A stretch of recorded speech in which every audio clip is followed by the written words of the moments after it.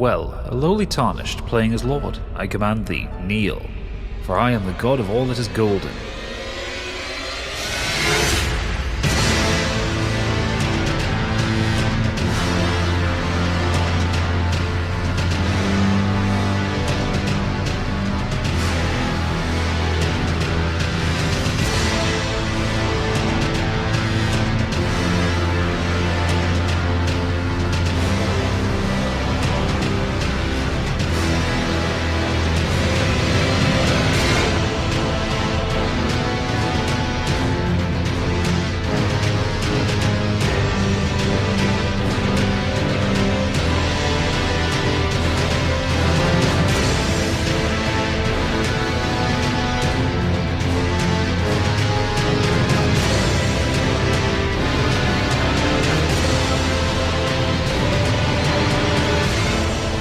Welcome everyone to a very special Modernescapism bonus episode because me and him over there, Oodles, hello, are talking about Game of the Century, Elden Ring.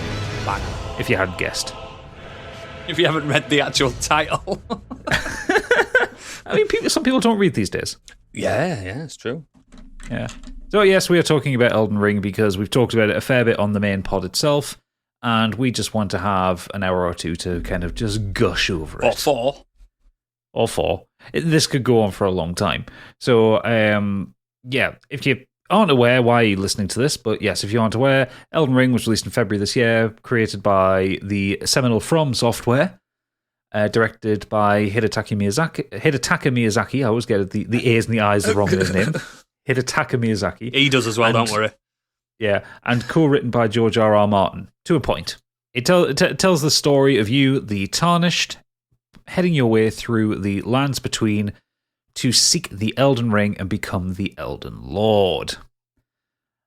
And I guess this is going to be really unstructured because neither of us have prepared for this one because we're idiots, but we're idiots in the best way possible. Blame yourself, you said you were going to prepare. I know, and I fell asleep. I'm not taking the rap for this. You got to share out the embarrassment. Anyway. So I guess we'll start with talking with... so I've done one playthrough of it. I know you've done 11 billion. 4. But I guess maybe first playthrough thoughts? Yeah, first impressions. Let's go for it. So do you want to take us off on that one? Because you have played it the most out of the two of us. Yeah, okay. First impressions, because unlike yourself, I didn't play any demos or tests or anything like that. Unlike you, as I'm always unprepared, you usually are, and you signed up to this beta test, didn't you? Well, yeah, you didn't have a PS5 at the time, though, did you? No, but I could have signed up on PS4. Yes, you could have, actually. There's no excuses, I was just unprepared. Pinch that creaky PS4 back out your son's room. I just didn't plan ahead. So I went pretty blind. I didn't even see the trailer until the week before the game came out. You know, the launch trailer. Not even the announcement trailer, the one with like Millennia up front and center. Yes, I saw that one. Yeah. That was the concept trailer, wasn't it? Yeah, I saw that, and so I'd not really seen any gameplay. I'd seen clips of Gadget bombing around. I saw the Limgrave, the first impressions, like when you get out of the tomb at the beginning, and that's all I got, really. I didn't know what characters you could play. I'd seen that there was a prisoner class, and I picked him because of his face, his ugly mask. It is a hideous mask. And I thought, yeah, this is me. So that's what I did. I went in. On my first run-through, I didn't actually design my character that much, because you're putting helmets on most of the time anyway. Yeah, you do. Your first run's never Fashion Souls, is it? No, it's just get big things, hit other big things with said big things. Yeah. And I went in and I thought, you know what, I'm gonna kind of mix it up. To be fair, I thought I'm gonna play it hard first time round. I'm gonna be a magic build. Turns out that's easy mode. yeah, we're in Demon Souls territory with this one, where magic is completely broken in this game. Yeah, and bear in mind, I played it at launch patch and I beat it at launch patch. So a lot of things are different to they are now. Trust me. And I think I beat it in 10 days, I believe. I didn't start it on day one. I didn't get the game until it came out on the Thursday or Friday. No, it came out the Friday. I think I remember you saying you got it on the Saturday, but no, you got it on the Saturday, but you were out on the sesh. So you didn't get to play it till the Sunday. Yeah, Sunday afternoon, hungover. And my first major impressions was, and this is, here we go. I found it very easy at the beginning. I didn't struggle, but that's because of my prior knowledge. I've played literally every single From Software game apart from one. So, and I'm talking their back catalogue as well. So I kind of get their DNA. I get how they do things. It's all methodical. Even back in the days of Kingsfield, everything was slow and methodical. And you have to be slow in Kingsfield. Christ, those ones are hard. Yeah, they are. And I beat all them. So I was getting a bit worried at first. I was like, oh, this is really easy. And I killed the first boss when you're not supposed to. What, Tree Sentinel? No. Or Margit? No. The when you come in the tutorial area, the spider thing. Grafted. Shit! That one, the Grafted Scion. Yeah, I killed that. Oh, what? Really? Yes. I was like, oh. I mean, I know it's possible, but that's like you've got to abuse the iframes there. Well, I'd abuse the magic that I had. Yeah. So I went in with that, killed that, and you have to die. I thought, oh, here we go. I thought I'd have got some. I did get a nice little weapon that I could use for killing it and a shield. Yeah. So already I felt like I was at an advantage. And then I did the tutorial cave, which I read some discourse on that tutorial cave. People didn't know it was a tutorial cave, and then they're moaning that they didn't know how to play the game. There's a tutorial cave. Yeah, there is. Well, to be fair, when the game first dropped, and because I remember this also from the network test, they didn't have anything to tell you to drop down there. Oh, no ghost? No, there was no ghost. So that came in like the first patch that they put the ghost in to say like because there was a note on the floor. To say could have been drop down to gain knowledge or something like that, but then people still kept running past it, so they put the ghost in there with that as dialogue, so you could drop down into it. Oh, is that probably why it's not even voiced as well? It's why it's one of the non-voiced ones. Yeah, wow, okay, that makes sense. Yeah, so I went down, did a little tutorial boss in there, one-shotted it, I blocked it and parried it, and one shot, I was, oh no, I got a panic. Then you get out of this tutorial area into Limgrave, and that was my first with the controller in my hands view of that, and I was like, whoa. I skipped the guy that you can talk to. Didn't see him, and I saw a guy on a horse. Oh, I'll go talk to this guy on the horse. Dead. Died. I went, here we go. So I resurrected, went at him again, died. And I thought, right, okay, now I get what we're doing. What we're doing. This is Breath of the Wild. Don't wonder, but you don't have to wonder about on this because it's right smack in front of you. Then I saw a guy. He led me with the golden, the trails, and that's Trail of Grace. Yeah, Trail of Grace. I'm sorry, I'm terrible with names, everybody. Even though I've beat it 4 times, and then it started opening. You go to the church. You get the what's it called? The so you can fashion stuff, you can create stuff, the crafting. Crafting kit, yeah. I got that, and then the game opened up, and for me, I took my time. 10 days is the longest it's taken me to beat any one of their games. I know you might think, 10 days, are you fucking mad? But yeah, it just swept me up. I couldn't think of anything else. I refused to go out for a drink a few days in week, and I was late to the podcast for the first time in my existence, as you well remember. You were. I was like, oh, shit. I have not let you forget. Oh, shit, this is actually doing something. But yeah, that's when it all, like, it just, I don't know, something clicked, and Sekiro didn't click with me straight away because it was such a departure. I don't think it's fully clicked with you ever, has it? No, I'm one of those people with Sekiro that when it comes to From Software games, for me, like, I enjoy the build variety, and I enjoy like being able to be methodical and tailor the experience to what I like. I love Sekiro; it's beautiful, but I just can't play it. It ain't that. It's an action. It's full on. Yeah, it's. I mean, it's the best version of Tenchu that's ever been made by a massive margin. But it's one of those things I've just had to admit it's not for me. I got halfway through it. I enjoyed what I played of it, but when when you get to the point when to advance, you're having to catch lightning in the air and send it back to them. It's just can't do it. Yeah, he's like when I remember when I was big into Armored Core and I was saying it's fantastic. And my mates are going, I can't use the right analog stick to strafe. It just doesn't work with my mind.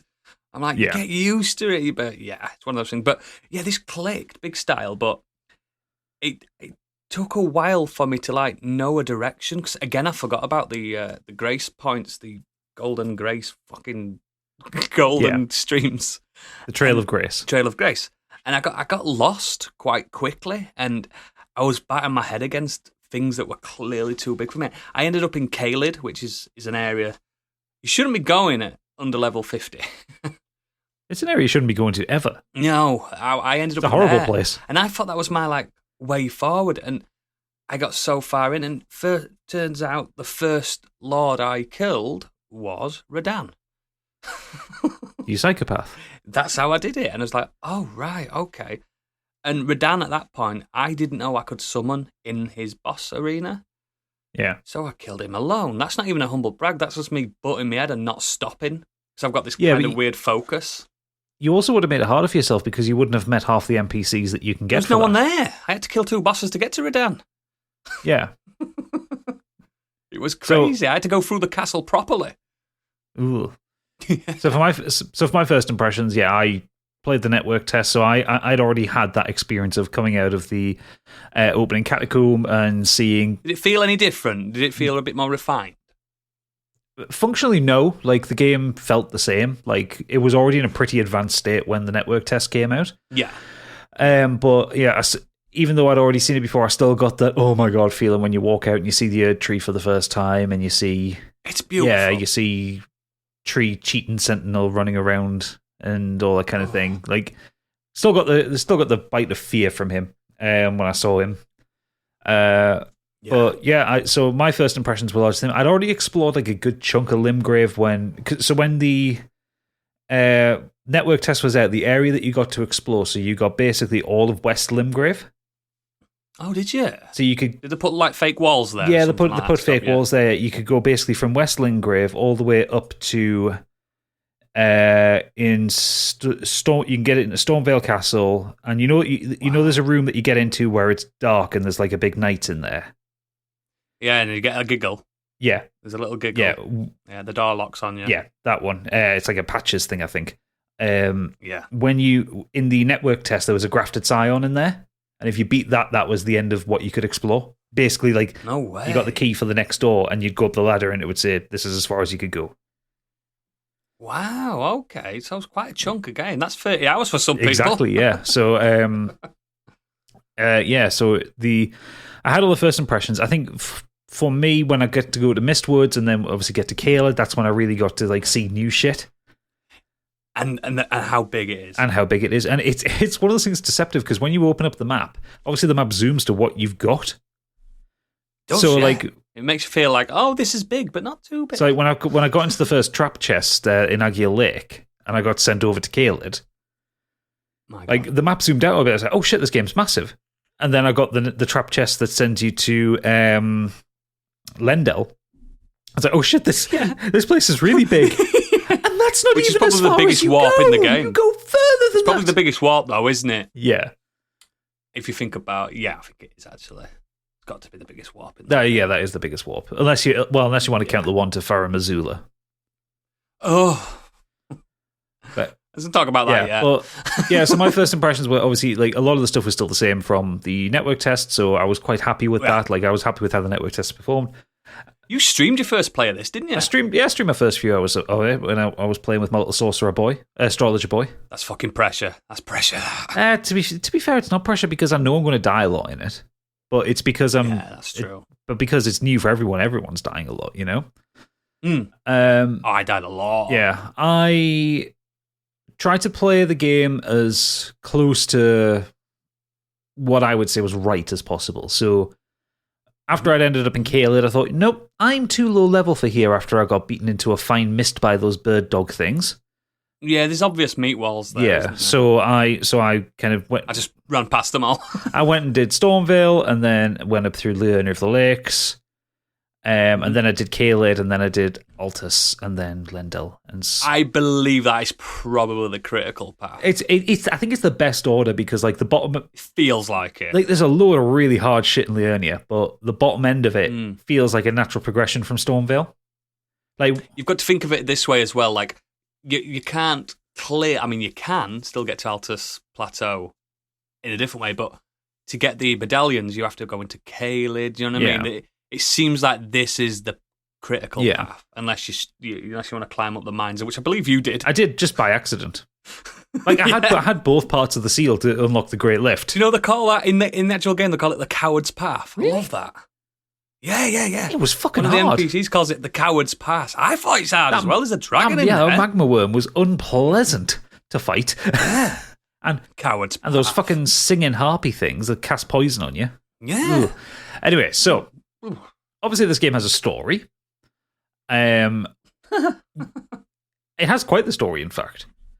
It's my favourite story they've done. It is. What I've done, I've done a bit of Googling around, and of all places on Green Man Gaming, I've found the best contraction of the story. Basically, this is the story in under 1,500 words, because it's a long story. I think it's the biggest story they've done. Yeah. So we'll just rattle through this quickly, just to remind everyone of the story. So the world of Elden Ring is one filled with magic, miracles, and demigods. The game is set in a place called the Lands Between, where demigods rule over different regions in the wake of wars and events that led to the shattering of the titular Elden Ring.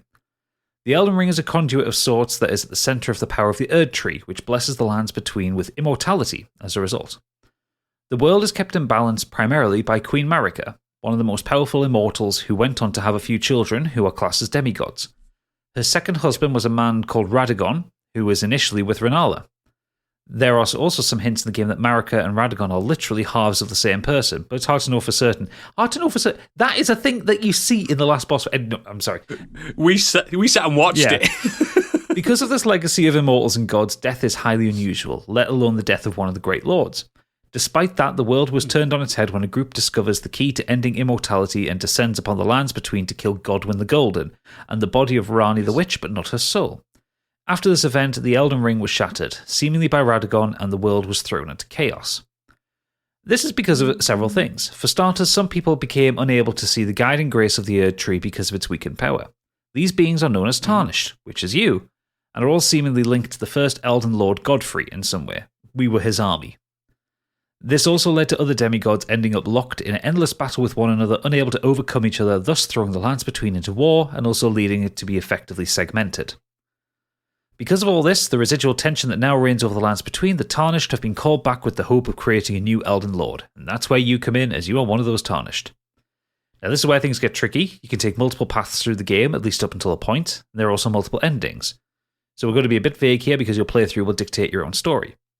However, the general gist of things is that you'll fight and kill a bunch of enemies, including some of these legendary demigods, with the aim being to repair the broken ring. However, no matter which path you choose, you'll find yourself at an impasse with the Erd Tree itself at one point. That means you have to burn it to gain entry in order to actually do this. You don't have to kill all of the demigods at all. In fact, you only need to kill 2 optional ones, then progress through the story to see the ending. But it won't be a good one. There are at least 6 Elden Ring endings. The first 4 of these are dictated by which mending rune you've gone out your way to find. If you've not found one, then you get to reign over a fractured age, which is the standard ending. However, via a few NPC side quests, you can find different mending runes to change the way the ring functions, each of which tweaks the outcome. You can also choose to reject the natural order of things and embrace the 3 fingers instead. This leaves you branded with a bright yellow glowing eyes and also leads you to become the Lord of the Frenzied Flame, which is one hell of a title, but will also doom the Lands Between. But hey, they've been a bit rubbish anyway. And finally, you can follow Rani the Witch to unlock the Age of Stars ending. This is an ending where, rather than embracing the Elden Ring, you choose to overthrow Marika in order to bring the world into a new age. This Age of Stars is the one where everyone is guided by moonlight, and immortality is no more, and souls are free to move on. So yes, that's the basic story to Elden Ring. Yeah, man. It is a good story, because FromSoft have got this really horrible habit of doing stories based on cycles. You know, all the Dark Souls games, it was the cycle of the Age of Fire and the Age of Dark and the Age of Light. Bloodborne was the monthly hunt. The cycle of the hunt, yeah. Yes. Sekiro, to a point, was about a cycle. But it was more the cycle of violence. the cycle of revenge as well. How revenge becomes your main focus, and it can completely keep cycling in your own mind. And father and son and stuff like that. Really good. And Demon Souls was a cycle as well, because it was the old one had been woken from its slumber, causing chaos again. Soul Arts had returned. You have to put it all back together, and chances are it'll probably happen again at some point. And the Nexus was a literal ring. It was. So yeah, this one I'm quite happy with the fact that it is not about a cycle. It is about a fractured world at the end of its tether. Yeah. And you being... It's a world that's still lived in. Yes. Which is rare From Software. Yes, although it's not much of a life for most people. But yes, it's still lived in. It's ravaged by war. And you get interesting sights inside. Like, you get you get the Academy of Rai Lucaria fighting against the Carian soldiers who used to fight for them and stuff like that. You get... Yeah, they're surprisingly close, aren't they? They're very close. You get Caelid fighting with everybody. Yep. And you get the warring, the Heights versus the Storm Veils and stuff like that. You get all that. It seems like it's not the closing days of a war. It's more the aftermath of a war that's happened. Yeah. And you can see that when you especially when you get towards Lendel, the capital, and you get all the defensive positions put up there. I can't tell you the amount of times I was approaching the capital and I got hit by a fucking trebuchet. Yeah, they're there, mate. They're there. Yeah. But yeah, I generally like the story. I think it's also FromSoft's most upfront story. It's clear. It's not. There's no room for much interpretation. No, there is. I feel like it's very standard in a good way. Yeah, unless you find some certain things, like a lot of people seem to be disputing the fact whether Radagon and Marika are the same person or not, or whether they are two sides of the same coin. It's just like, for me, it's so open. Oh yeah, it's so obvious. It is obvious, and especially if you get that hint in the capital as well, where it literally says Radagon is Marika. I think a lot of people have missed that. What more do you want? What more do you want? It literally tells you. Yeah, it's good. What I do like about the story is it's like they tried it in Dark Souls 2, a faction-based world or continent, and this has the best factions I've seen. You've got your demi-humans, you've got your humans in Limgrave, you've got your Caelid rot people, you've got your dark fiends, you've got your sorcerers in the academy. I do love the sorcerers in the academy. The design of those like stone masks is incredible. You've got your dancing people next to the windmills. Oh, they were that was proper Midsummer shit. The nutters. Yeah, and then you've got the actual arms, the king's guards, the queen's guards, and in Lendel, and then you've got like random offshoots. You've got the giants in the mountains. Then you've got the lava mansions, which they're all like rebels. Yeah. And then you've got then you've got like the Halig Tree people, which are an ancient race that were there before the Erd Tree popped up. And then you've got the whole underground. Do you know what I mean? It's fucking vast, and the faction system's perfect. You got the frenzied as well, and like the people who are trying to to subvert the Golden Order. They were the three-fingered, weren't they? Yeah, they're the naughty ones against the two-fingered Golden Order. It is obsessed with fingers. It is, but I guess fingers. If you don't like to be fingered, don't. I guess fingers, rings, that kind of thing. I get it. I get it. Yeah. Were you just as horrified as I was the first time you encountered the two fingers? Yeah. When you got to the top, it wobbles. It goes. Well, no, even like when you got to their corpse, when you got to the top of Godric's tower. Well, the first time I saw the fingers was after killing Godric, and then going into Round Table Hold and going where the crone is. Oh yeah. There's just two fingers that can sit there breathing. Yep. It's haunting. Quite awful things, aren't they? And then they start moving. They start moving when they talk to you. I don't know if you know, because I've not seen many people do this online. I'll say this online, but if you gesture certain gestures to the fingers, they go and they wobble. Yeah, I've seen that. It's fucking disgusting. Did you pick up on? I don't know how much of this is true in the lore. I'm waiting for kind of VartiVidya to tell me if I'm right on this one. We all are. But did you pick up on the idea that the finger-reading crones might be lying to you? I found that out when I realised that the crones are all different ones. I thought it was the same woman that could teleport, but turns out they've all got different voice actors. Yeah. And I noticed when they were desperate, I don't think they're lying to you. I just think that was their job, and now their job's not a job anymore. They're just desperate to read fingers. I think it's more that than lying. I don't think they're deliberately lying. I just think that's their job, and they can't, like, imagine like at a fairground, someone that reads tea leaves. They don't deep down, they don't believe that. Yeah, but it's the job. Yeah, what was making me think it is that it's primarily the finger reader crone in the round table hall, because she's basically your direct connection to the two fingers. Yes, she pretends that she can hear it talk. Yeah, and the only thing that twigged me on that she might be lying to me is quite near the end when you basically explain to her you're going to burn the Erd tree.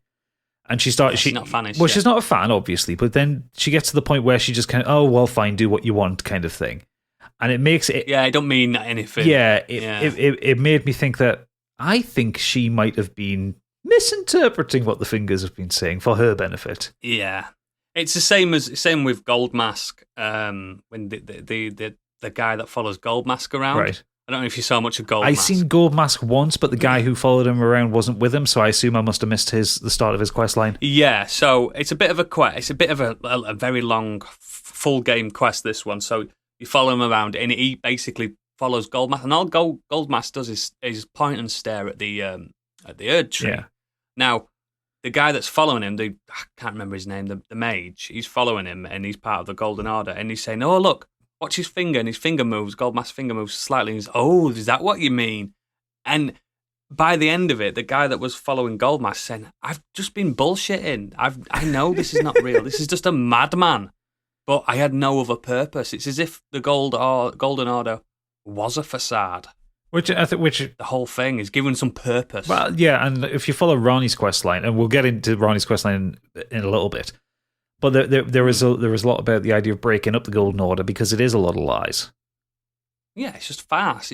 That's what the Lava Mansion people are doing as well. They're against it. They're killing the Tarnished because it's just a load of bollocks. Yeah, as are the frenzied as well, aren't they? Because the frenzied, but the frenzied, I saw the frenzied more as like junkies.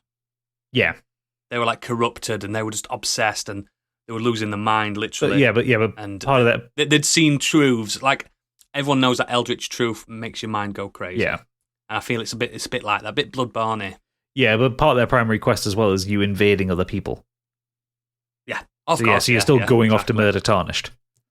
And all the frenzied magic is based on, like, it's a PvP type. Yeah.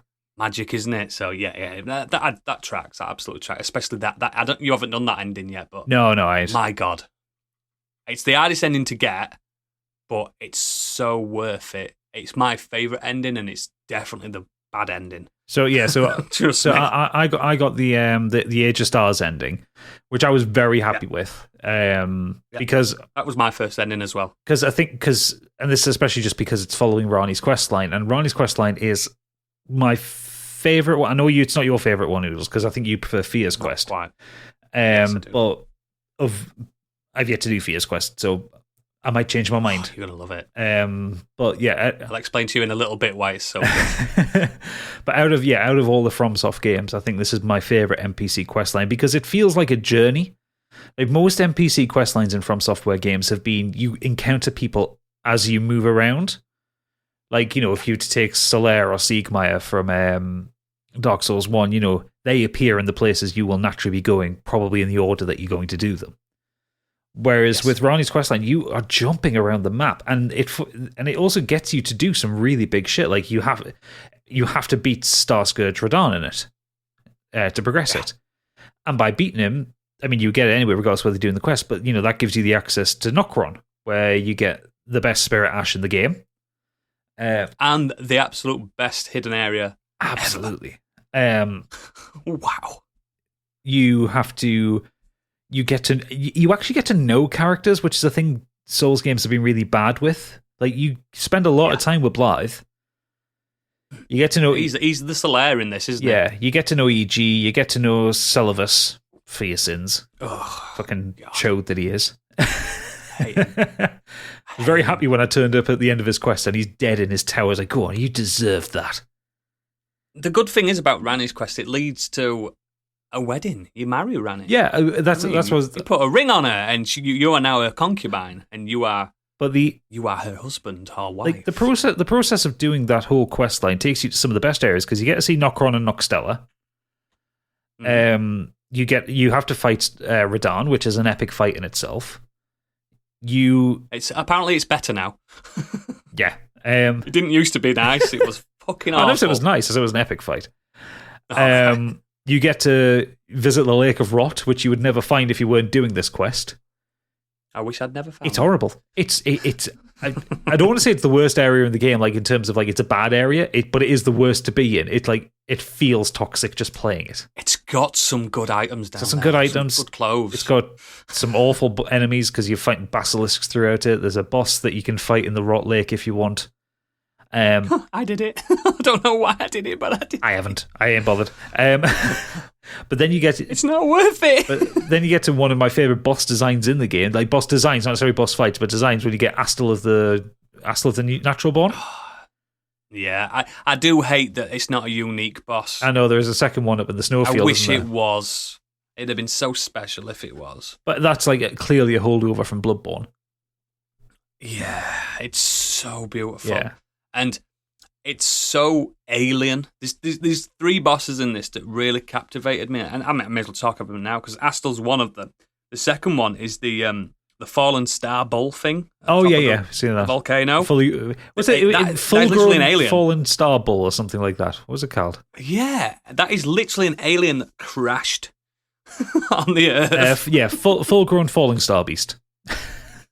Yeah, that's not from this world. Yeah. Same as Astel's not from this world. And then the third one for me, and probably for a lot of people, is the Guardians. Do you know the deers? Oh yeah, I love the Guardians. I think they're beautiful. They're just beautiful. The music's beautiful and everything about it. It's one of those bosses you don't want to kill.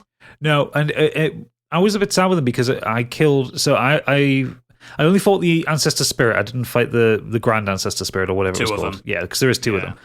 But when I beat Ancestor Spirit, I beat them first time. I was just like, there was part of me thinking, because it's not hard. No, it's not hard. Part of me was thinking, kind of wish I'd died so I could see that again. Yeah, man. So I did put me summon. It was worth doing it 4 times. I put me summon sign down for a little bit and got a couple of rune arcs out of it. Yeah, like those fights. I didn't feel the awe for the falling star beast. Cool design. I just think it's mad that they just blatantly put an alien on top of a mountain. Yeah, it's just crazy. In his own little crater, like he's just stuck up there. It's like Close Encounters of the Third Kind. Explains why he's pissed off. Yeah, of course it does. It doesn't have a fucking head. It's just a crystal beast. Yeah, that's so cool. And there is another one of those because there's the fallen star beast in Altus. Yeah, which is not as hard, but the full grown one is tough. He hits you like a train. I do. Yeah, we haven't even spoke about it yet. The fact that you've got a horse in this. Yeah, Torrent. Obviously, if you're listening to this, you know that. But that is such a game changer. That made me kill a lot of bosses that I would have nowhere near. Like the Erdtree avatars, they are very difficult bosses without a horse. Yeah, they're difficult bosses in general. I think I got really annoyed with the Erdtree avatars after a while because they're the same fight. 6 of them. There's 6 of them, and then you've got like there's like the postulating one or something like that, and the corrupted one. And you're just like, oh fuck! They all have the same move. They spit something at you, or shower you with electricity. It's just like, bored of it. I think they were, they were the weakest part for me. After the second one, you're like, done with that. First one was fine. Done with that Dark Souls boss. You know what I mean?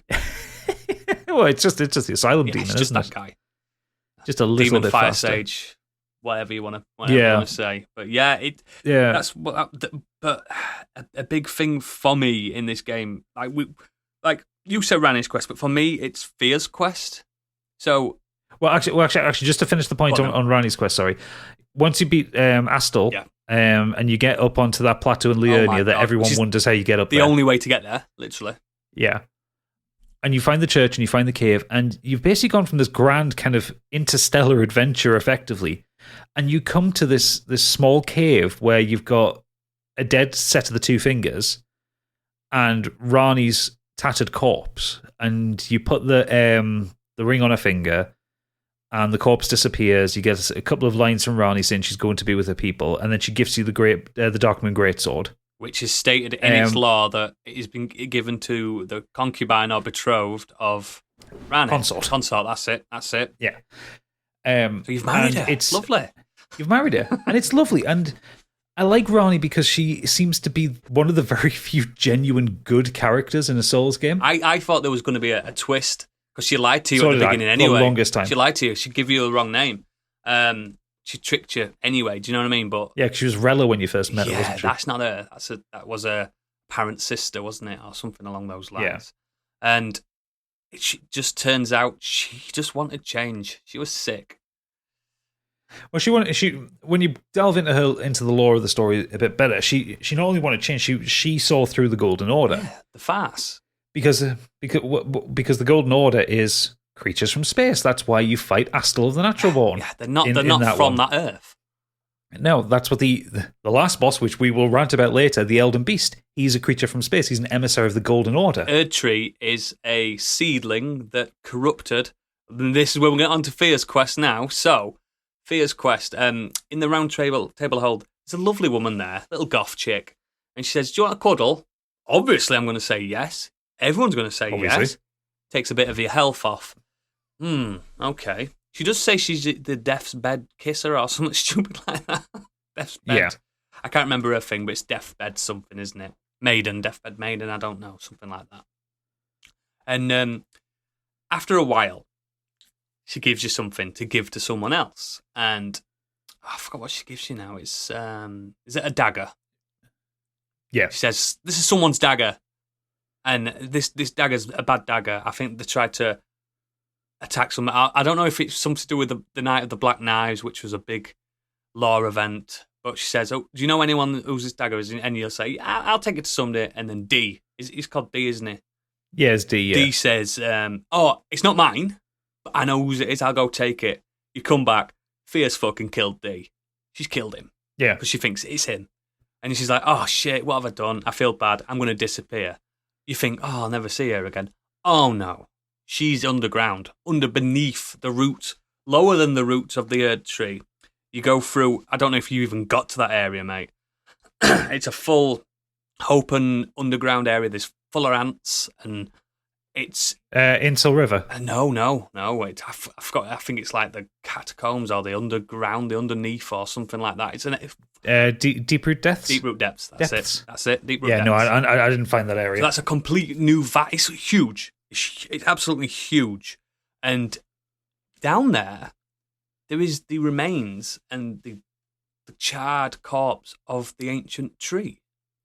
And you think, what's the ancient tree? And it turns out that was the tree originally that the Erdtree took over. I don't know if it's a parasitic life form or wherever it came from, and sprouted up above it and destroyed what the old world used to be. And Fear's quest is all about that. And it's so beautiful. You've got to fight a champion. And then at the end of it, you get to cuddle her again and stuff like that. Do you know what I mean? It's like it's just. I don't want to spoil too much because it's just beautiful, and it's a complete area that I know a lot of people have completely missed. Yeah, just looking at the walkthrough and how to find it. Yeah, you've got to fight the gargoyles in Siofra Aqueduct. Yeah, that's it. And then you get in there that way. Oh, there's another way you can go through the sewers in the capital and go the long route down that way. It's just them sewers are a thing. Yeah, it's just a beautiful quest, but it's very Dark Souls, that quest, and I think that's why I like it more, because it's got so much DNA from the originals. Like, it's such a long quest that, like, I discovered it by accident. I was like, oh my god, she's there. I haven't seen her in 50 hours. Do you know what I mean? Since she killed D and fucked off. And she's so bereft. It's so good. It's so worth doing.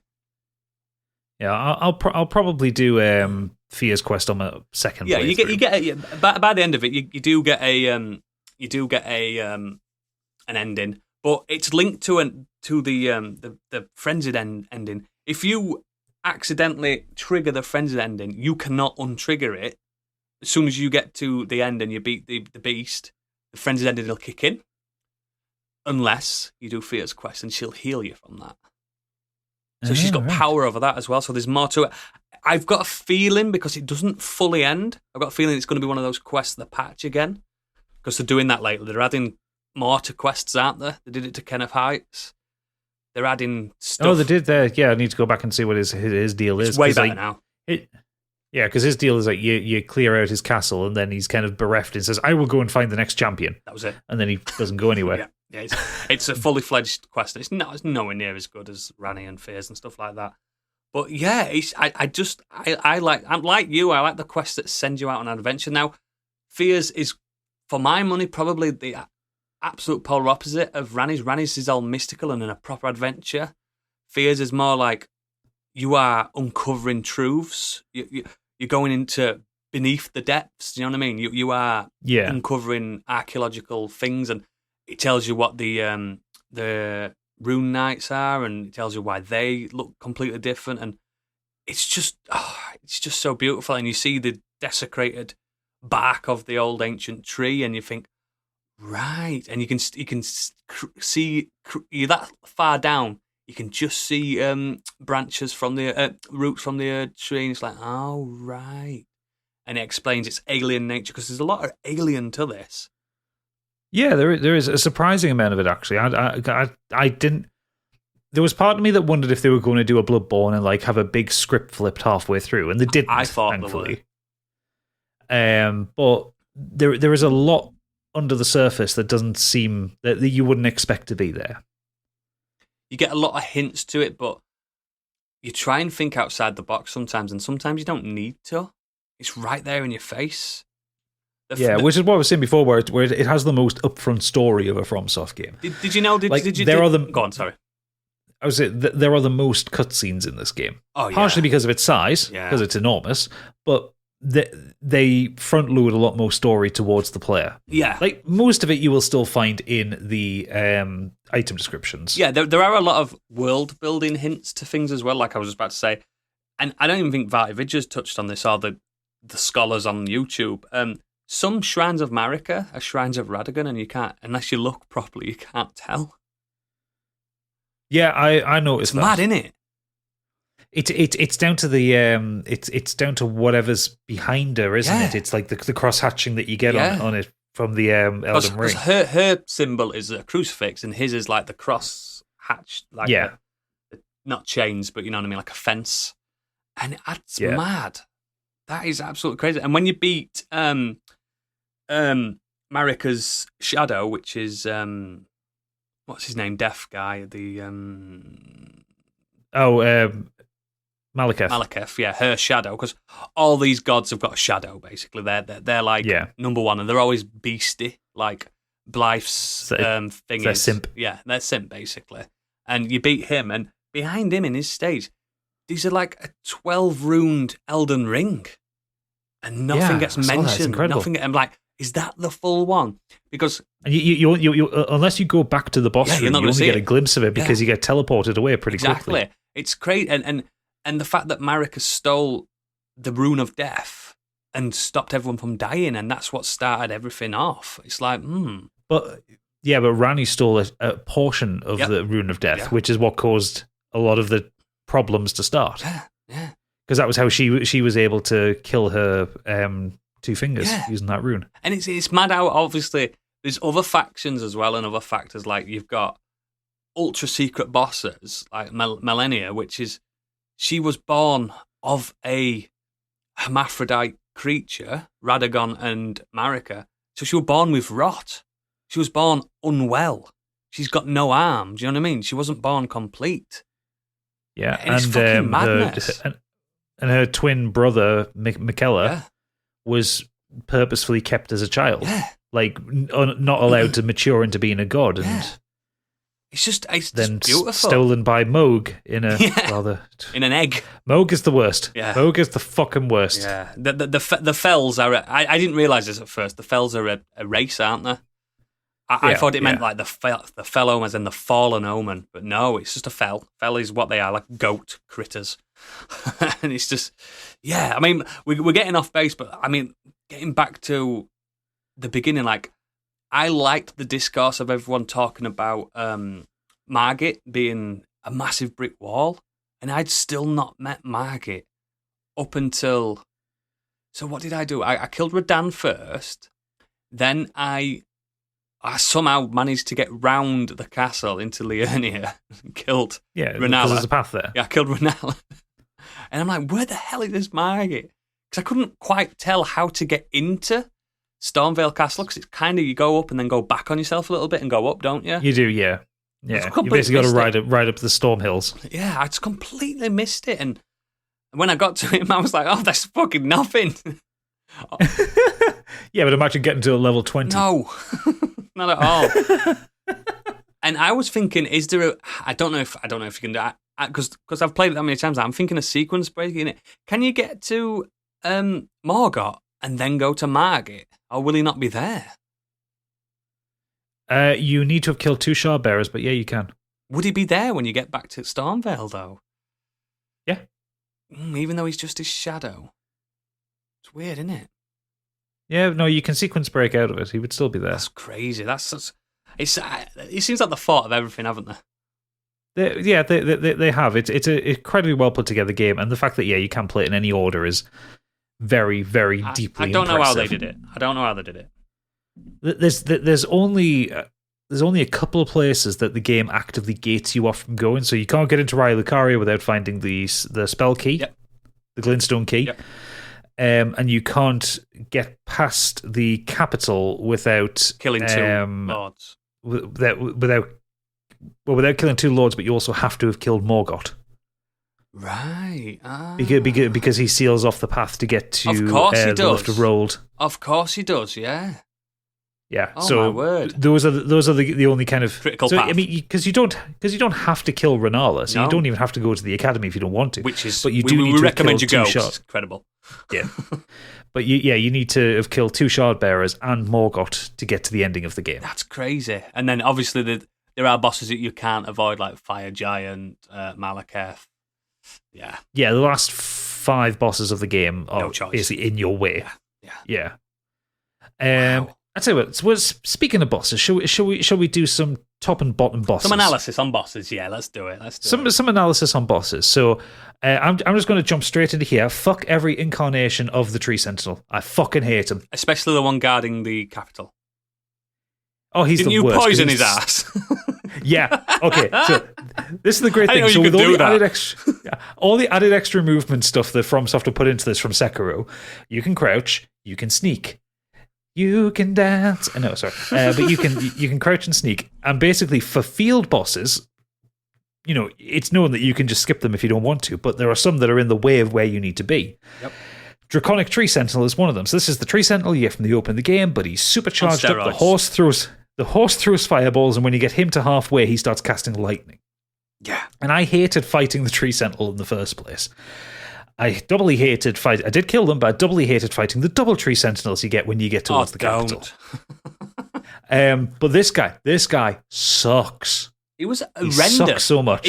You couldn't get too far away from him because the lightning bolted you. You couldn't get too close to him because he just stomped the ground.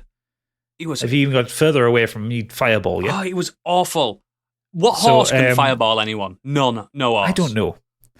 But so I got around it by maximum cheese engaged. Yep.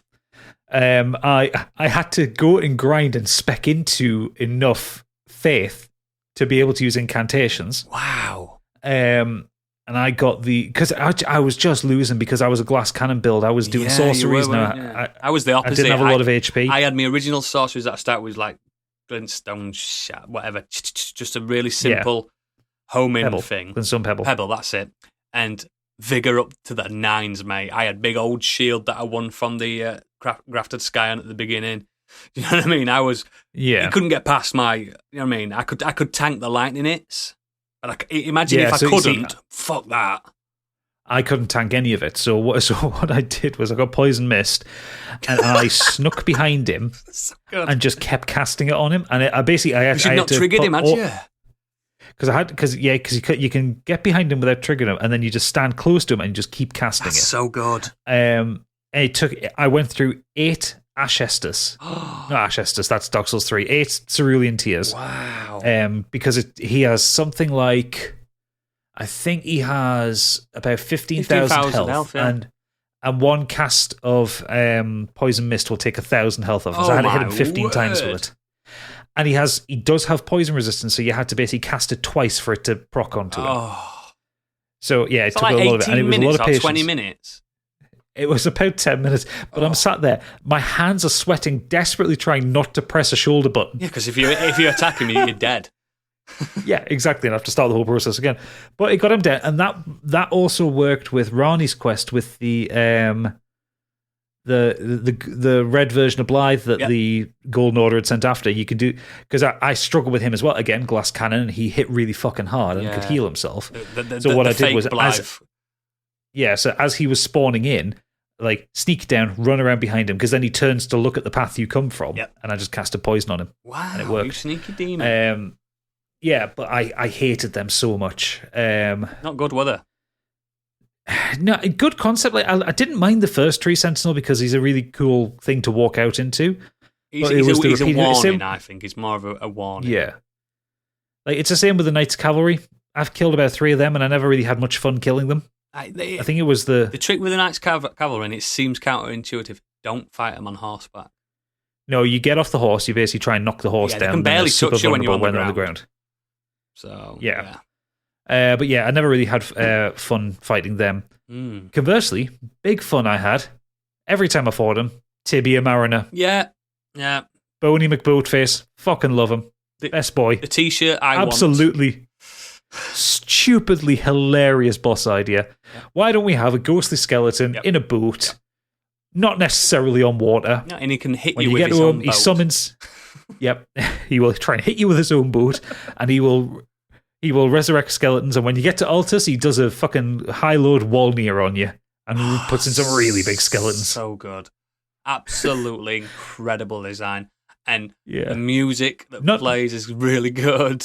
Yeah, not a hard fight by any stretch of the imagination, but fun regardless. No, yeah, absolutely fantastic. You just get on your horse and you just run circles around whacking him, get out of the way when he lifts his boat out.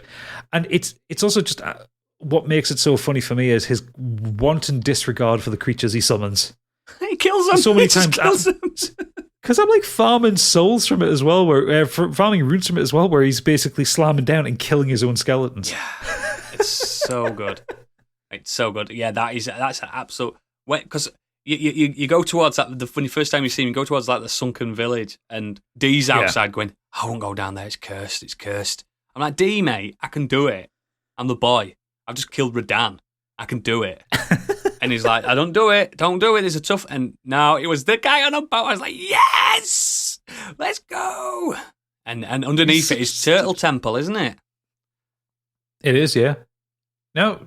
Is that? Yeah. No, that's not underneath it. That's it is, isn't it? Turtle Temple's up in Liurnia. No, I meant underneath where you fight the first Mariner. There's a little cave and there's loads of little turtles in there having a fun time. Oh, I didn't go down there. Oh, did you not? Oh, yeah. And you open up a thing and you get a chest. Just loads of turtles just chilling. I was like, because there isn't a word in the in-game vocabulary for turtle, everyone's just leaving signs saying dog. Dog. It's a dog. Just loads of dogs. Dogs everywhere. I mean, they are tortoises if we're going to be specific, but yeah, it's a dog, innit? Shelled dog. But yeah, I think. What about you? My least favourite boss was, not thematically, just a fight, was Millennia. And it's optional. I knew I didn't have to do it, but this boy here got the platinum, so I did have to do it. Have you seen the Broken and More? No, why? What's wrong with her now? So on the latest patch, if you're fighting in co-op on her, which is pretty much essential if you want to do the damage output to her, her lifesteal's triggering on iframes. Give up. So when you're dodging, she's still healing. Give up. Yeah, I think that's a glitch more than anything. I don't think they've deliberately done that because it wasn't mentioned in the patch notes. Do you want to know my method for killing her before all the patches and stuff? And the only way I could figure out doing it was it's a swarm of flies, wasn't it? The best way to kill her? Not for me, because I'd not casting bleed. I'd not even found that or knew it existed. I had So for context for those, if you haven't gotten to Millennia yet, she's the hidden shard bearer. She's at the end of the Halleck tree. I haven't fought her yet. Yeah, I haven't fought her yet, but basically she is, think of like Lady Maria. She's got Lady Maria's moveset from Bloodborne, but every time she hits you or you defend a hit, she gains 300 HP back. Which is a lot. And one of her attacks is like it's like a multi hit which hits 12 times or something, which can basically full heal her from halfway down, I think. And she's got 2 phases. Yes. And the first attack on the second phase can one shot you. Because it's a big Scarlet Rot explosion, isn't it? I had to have the Mimic tier full whack, and I had to take all my clothes off, everything off, so the Mimic didn't do anything other than Frost Stomp. Me and my Mimic Frost Stomped the shit out of her. That's how we killed her. Hey, whatever works. Frost Stomp's not good anymore. That's the problem. True. But then we were just Frost Stomping, and she couldn't get out of the Frost Stomp. Me and Mimic, me and Cloney were just, and then the second phase happened. She killed Cloney straight away. Just one shot at him because we had no clothes on. Then it's just me Frost Stomping, running out. I ran out of magic FP, and I just had to go up and slice her a few times. And I did it, and I was crying. I was literally crying. It took me that. That's the most attempts of a Souls boss I've ever done in my existence. It took me 45 times. Oof. But you know what I'm like when I'm focused. I was just constantly. I did a bit on stream as well, and people were watching me, and I was getting really close. And oh god, that's my least favorite boss. And like I said, not thematically. Because thematically, it's incredible. Yeah, it's absolutely and the design stunning. of it. Like I've seen plenty of videos of that fight. Like design wise, it's gorgeous. Like it does give me huge Lady Maria vibes. Yeah, and when you kill her, she just blooms this flower, and that flower has got a reason for being there as well, which I'm not going to spoil for you because you haven't done it yet. But it's fantastic. It does a thing. It does a cool thing, and I bet a lot of listeners don't know what it is, but it's such a cool thing. And then my probably my most favorite boss is Ricard. Ricard's fucking hilarious. I love Ricard. As soon as I walked into, because right, for people that have played Souls, there's a thing that started in Armored Core 2 where you get a Stormbearer blade, which can specific areas. It becomes this super powered storm weapon. Basically, they did it in Demon Souls, which was very famous for that against the Storm Ruler or whatever it was called. Yeah, Storm Ruler brought it back in Dark Souls 3. yeah, for the giant. Yawm. Yeah, that's it. And it's just been this thing that's existed. It's sort of in Sekiro as well, because when you fight the dragon in the clouds, you've got the same effect. Exactly, very near the end. And then in this, I walked into this arena, nothing happened. Because I always, whenever I've seen a boss for the first time, I stop and just watch and just absorb what the area looks like. If anything, nothing moved. And then to my left, I saw a weapon. I picked it up, I went, this is one of those bosses, straight away. So I equipped it straight away, pressed R, went, this big thing, pressed Alt R2, big. I went, here we go. And I did it. And ever since then, I've always looked forward to doing it because I love those not puzzle bosses, they're more like empowerment fantasy bosses. Yeah, every Souls game has got one or two weird little puzzle bosses or gimmick bosses. Yeah. And I like this one. I think this is like the Yawm fight in Dark Souls 3 was fine, but it sucked that you had to kind of run past him, get the weapon, equip and all that. And he could fuck you up on the way to getting the weapon. Yeah. Whereas this one with Ricard, like it's straight there in front of you, and it's because it's hard to get to Ricard anyway. You either have to do all of Tanya's quest, all the Volcano Manor quest, or pick your way through the hardest bit of the Volcano Manor, which is how I did it. Yeah. When you get there, it's like, if you've not unlocked all the map, you can't do the Volcano Manor quest anyway, because you've got to kill, you've got to assassinate people. Yeah. So it's clearly one of those fights that's put there because it's hard to get to no matter which way you slice it. Yeah, and it's just like, it feels like it's put there for the Souls veterans to walk in and go, oh yeah, let's have some fun. Go. This is us. This is it. Yeah, and the fact that they call the place Lava Mansion, that's such a joke from from Iron Fortress. Yeah, Volcano Man. Yeah, you know what I mean. It's such a joke from the Iron Fortress from Dark Souls 2 when people were calling it the Volcano Manor or the Lava Mansion and they just did it. Yeah. They did it. They put it in. I was like, yes. They listened to it. Volcano Manor is a fucking spectacular place as well. Awful. So much horrible shit there, but it's fucking spectacular to look at. They did the perfect thing, which could have changed the whole area. Lava's not that deadly in this game. No, yeah, they've taken the damage. It's basically. Can you remember lava in Dark Souls 3? Yeah, it was awful. It slowed you down and it beasted you. Yeah, it was horrendous. Dark Souls 1 not too bad. Dark Souls 3. I don't know. You still needed that. You still need that ring to run around. Yeah, you in do. though. I suppose. Yeah, but 3 was the absolute worst thing that I've ever seen. It was horrendous. Yeah, but conversely, though, Elden Ring did put in Scarlet Rot in its place, which acts more like lava used to. Oh, yeah. God, Miyazaki, he loves a poison swamp. He does. The man. He's a sick man. Any other bosses that you want to talk about? Because there's 107 in the game. I like the misbegotten bosses. They reminded me. I only thought the Leon and Misbegotten. Oh yeah, the daddy that gives you the Game of Thrones sword. There's Oh no! I thought that there was another Misbegotten, like one of the cave bosses. There's one at one of the castles, and he's like the daddy one. Scaly Misbegotten. That's what I thought. Oh yeah. Sorry, I've got the list of bosses open in front of me. I think there's a few Misbegottens, but I like them. It gave me Bloodborne vibes. They were fast. They were rapid, like Gascoigne.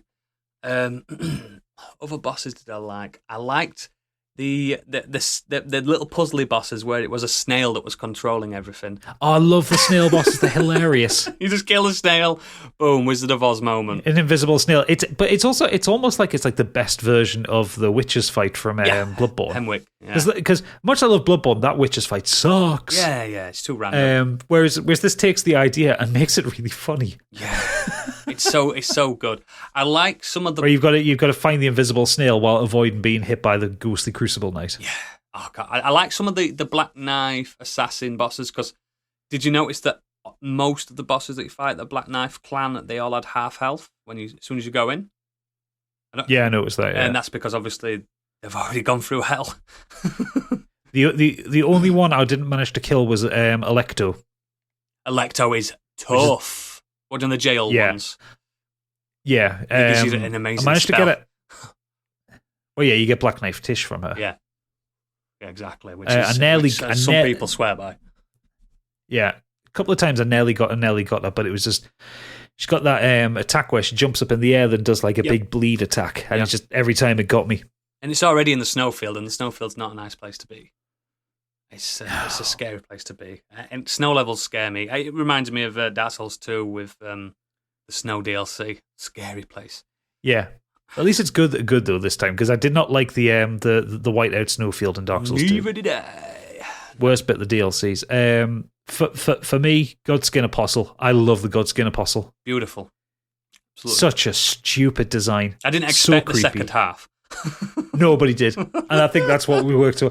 I didn't expect to fight anyway because you're going up the windmill village and it's already creepy as fuck. Then they get to the top, and this guy just walks in, pulls up, and the boss thing appears. Like, oh, okay, I'm in a boss fight. Has he got a god peeler on it? Yeah, that's where you get it from. That's what you get. Yeah. And, you start fighting him, and then halfway through the fight, he removes his spine and becomes this giant worm. He's like, because at first he came at me, and I'm like, oh, it's White Darth Maul. He's got a dual lightsaber. Yeah. He's coming at me. And then, he just turned into Morph. Just starts wobbling around. It's so good. And you fought a few Godskin tribe and clan, but not to that extent. The Godskin Peeler is actually a really good weapon. It got me through most of the mid-game until I got the Darkmoon Greatsword. Fantastic weapon, yeah. Conversely, I don't like the Godskin Noble. That fat fucker can get fucked. The roly-poly boy. Those fights. Aye. Yeah. Then you fight them both together, don't you? Yeah. Actually, I didn't mind Godskin Duo so much because I thought it were quite put simple. my Mimic tier down. It was more just the fact that I didn't like the fact that they shared a health bar and kept resurrecting each other. Weird. I'd never liked that concept in games anyway. No, I would have much preferred if they'd done it like Throne Watcher and Throne Defender and they had their own HP bars. Yeah, same. I liked what else? I'm sorry, I'm just looking through the list of bosses I liked. I really liked Royal Knight Loretta in Carian Manor. Oh yeah, definitely. So the ghost version of Loretta. 'Cause I know you fight the proper version of her in the Halleck Tree, but as a fight where they are mounted and you can't be, I thought that one was really good. Another boss I need to Godfrey when he's a ghost. Is it Godfrey? Yeah, Godfrey. I think that was one of the bosses that I had to learn his moves, and it felt so good when I no-hitted him, when he didn't hit me once. I one-shotted him with the Comet Azure laser. So good. Did you? Did not work for the proper version of him. No, because that's the spirit version of it. He just walks slowly towards you, doesn't he? He does a few jumps, yeah, but he's a bit more predictable, and he's certainly not fucking Horror Lou. No, he's not. No. But yeah, I did like a boss where it gives you enough time to learn its moves and you can dodge around. Like I can kill Father Gascoigne on Bloodborne without getting touched now because I've done it that many times. Yeah, I can see where he's going to go. I think it's easier when he becomes a wolf. Do you know what I mean? You just learn the bosses, don't you? It's such a good feeling. Like I think in the whole series, only one boss I could fully say I'd probably not be able to do it without getting hit, and that's Ornstein and Smough. Because I can't see them. I can't not have the camera on them. So yeah, no, that's annoying. What other ones I like? I liked Godric the Grafted. I thought his fight was a lot of fun. Very easy, wasn't it, in comparison to Margit? I mean, it took me about 10 attempts to get through it, whereas it took me about 15 attempts for Margit. Do you think it's to do with the fact that by the time you get to him from Margit, you've done a full legacy dungeon? Sort of. For me, I had the tactic wrong, so I was basically summoning in for him and trying to basically tank him down. And what I realized, the way I beat him was bringing up my little jellyfish spirit or something. He doesn't like poison, does he? Poisoned him. Yeah, he don't like that. Poisoned him. Does not like poison. He doesn't like poison. Doesn't like bleeding. Doesn't like scarlet rot. So my little jellyfish is throwing poison at him, and I was using bloody slash weapon ash at the time. Oh yeah, absolutely. And Ash of War rather, and hitting him with that. And so every 3 hits of that, I would take an extra 1,000 HP off him as well because you'd get the blood loss. So when I got the tactic right, he was dead easy. But I love the fight because I think there's a lot of great lore behind it. I love the cutscene in the middle. The look on his face when he's cutting his own hand off is so funny. It's the coolest boss change in my opinion that they've ever done. Yeah, he puts a dragon on. He puts a dragon off a dragon and puts it on his arm. Yeah, it's so cool. I haven't fought that boss that many times though because I've always killed him. Skipped. No, I skipped it first time, obviously, but the consequent playthroughs. Obviously, I was New Game Plus. I got to New Game Plus 4 by the end, and it was just piss easy. But I can imagine fighting him when you're supposed to fight him. It'd be such an intimidating moment, and that were kind of lost on me. It's same with Renala. Renala was so easy, but people saying I don't like a second phase, but I just killed her in 4 or 5 slashes. She was down. I really love the Renala boss fight. It's gorgeous. It's Rom the Vactor Spider, isn't it? No, it's not even that. For me, it's more that they've perfected the concept of a phalanx fight. Yes, they have. Because there's always one phalanx fight in every Souls game where you've got Dark Souls 3 had the priests. Yep. Deacons of the Deep. That was it. Which is a great fight. Dark Souls 2 had the congregation and in the church, Prowl and Magus, which sucked. Yeah, it was just dull. Yeah. Obviously. Dark Souls 1 didn't actually have a phalanx. No, but it did have a phalanx character there. It did. Demon Souls obviously had phalanx. The phalanx. Tip for that if you're playing that, guys: fire. Sticky white stuff on your sword. Absolutely. And yeah, so I think Renala is the perfect way to do it because they've mastered that kind of fight with her. Yeah, and was it just me or was in the opening bit of the fight when you're in the library? Do you not give you vibes of the Twin Princes from Dark Souls 3 as well? They're constantly humming and talking, because the Twin Princes were always goading you and talking and stuff like that. And do you know what? I've seen it on YouTube. If you're quick enough and you're New Game Plus enough and you're one-hitting things, you can kill all the kids at once, and she reacts to it. Did you know that? Yeah. She mentions something. She's like, "How could you do stuff? These are my pupils," and stuff like that. And then she just summons more. But you wouldn't normally not see that. Why have they put that in? Do you know what I mean? Obviously, they've got some fucking massive AoE spell that can do that. It's just so cool. It's just so fucking cool. And then you get to the second phase, and that's when you get the Rom side of it. When you're in the water, and you've got the huge full moon in the background. It's gorgeous. You can summon a dragon. You can summon a dragon and a troll, but ignore all the summons. You always ignore them. Yeah, just keep rolling. Yeah. So yeah, I really like Renala. I really liked Moog, Lord of Blood. I didn't like Moog. So you can fight Moog twice. Once in Lendel, and he's got a very basic moveset. The Lord of Blood version is the canonical. That's him.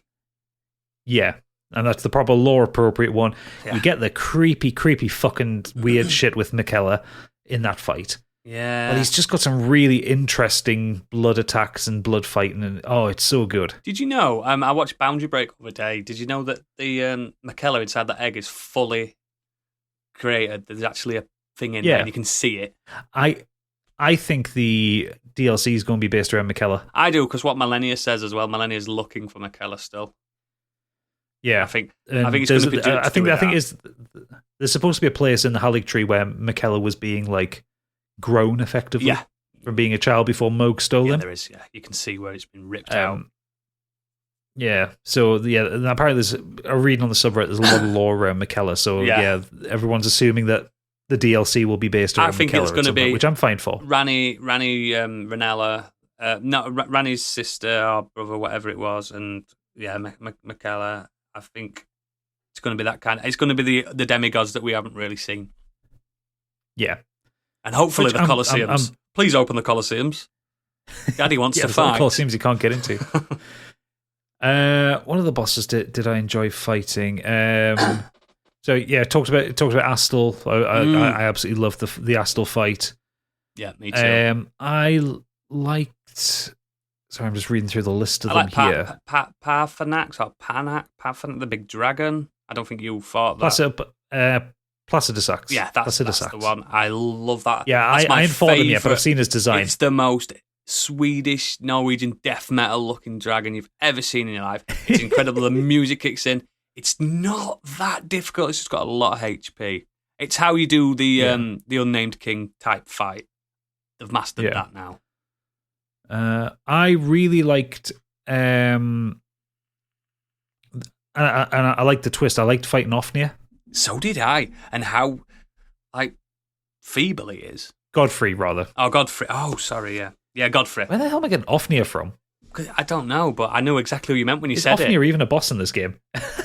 I know who you meant as soon as you said it, but yeah, the guy that looks like a Nazgul. Oh, so yeah. Not even that. Sir Gideon Ofnir. That's it. Oh, right. That's it. It's Gideon Ofnir. Yeah. So yeah. It looks like a Nazgul. Oh, Godfrey. Yeah. I really enjoyed the lore twist on him. Yeah.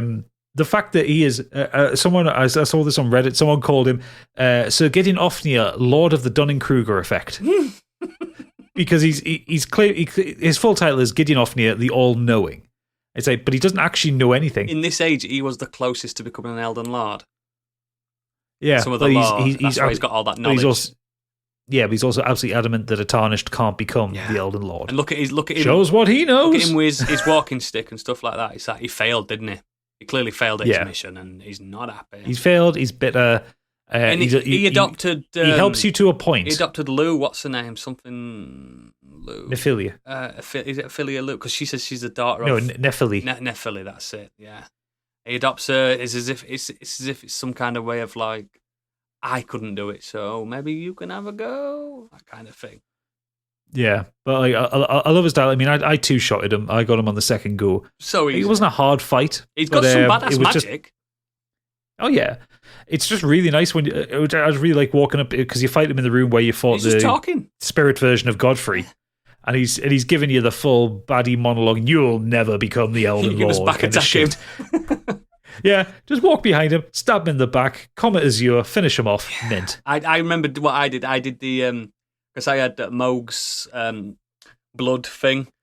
Blood trident. Cast bleed on him. And I just cast bleed, and he just killed him in one go. And he's going, oh no! Oh god, that literally the run up to the end as well, isn't it? Yeah, that is because you fight.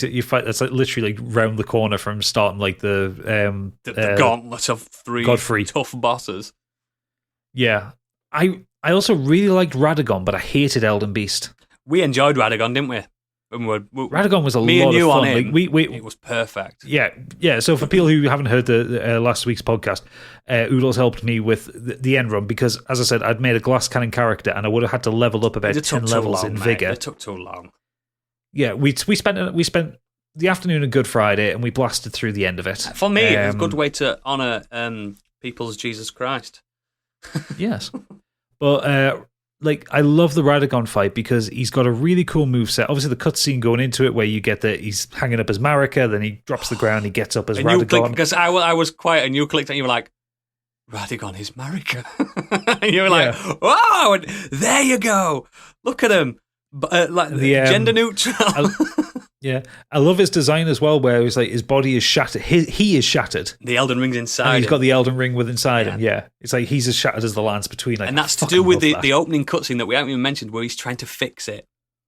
Yeah. He's not all shattered on that opening cutscene, so whatever he's done, nobody's cracked. He's cracked. Yeah, so something's happening, and obviously he's got him. This alien. Yeah, so I really like the fight with that. Like, he's got some really gnarly moves. Should have been a lot the of last boss, interesting in my magic. opinion. Well, the thing is, because it's two phases. So you fight Radagon, then you go straight into fighting the Elden Beast. Yeah, and the Elden Beast sucks. It's just dull and too much health. I think it should have been you fight Radagon and then you fight Marika. Because if they're going to have a character that's significant, be two, that can be male and female or can be two separate characters, you should fight both. Because this is the one letdown I've got in the lore and the story of this game. You never encounter Marika herself. No, yeah, it makes you think, did Marika exist as Radagon always pretended to be a queen? Yeah. But then again, they had babies, so how can they? It's one body that's created these demigods, and nearly all of them are corrupt. Yeah, it's a bit like incestual in a weird way.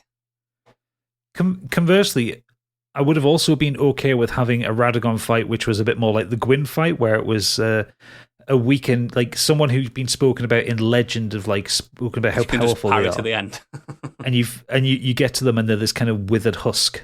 Yeah, I think because I always found that more impactful with Gwyn than fighting Chandra or the what was it? The Cinder.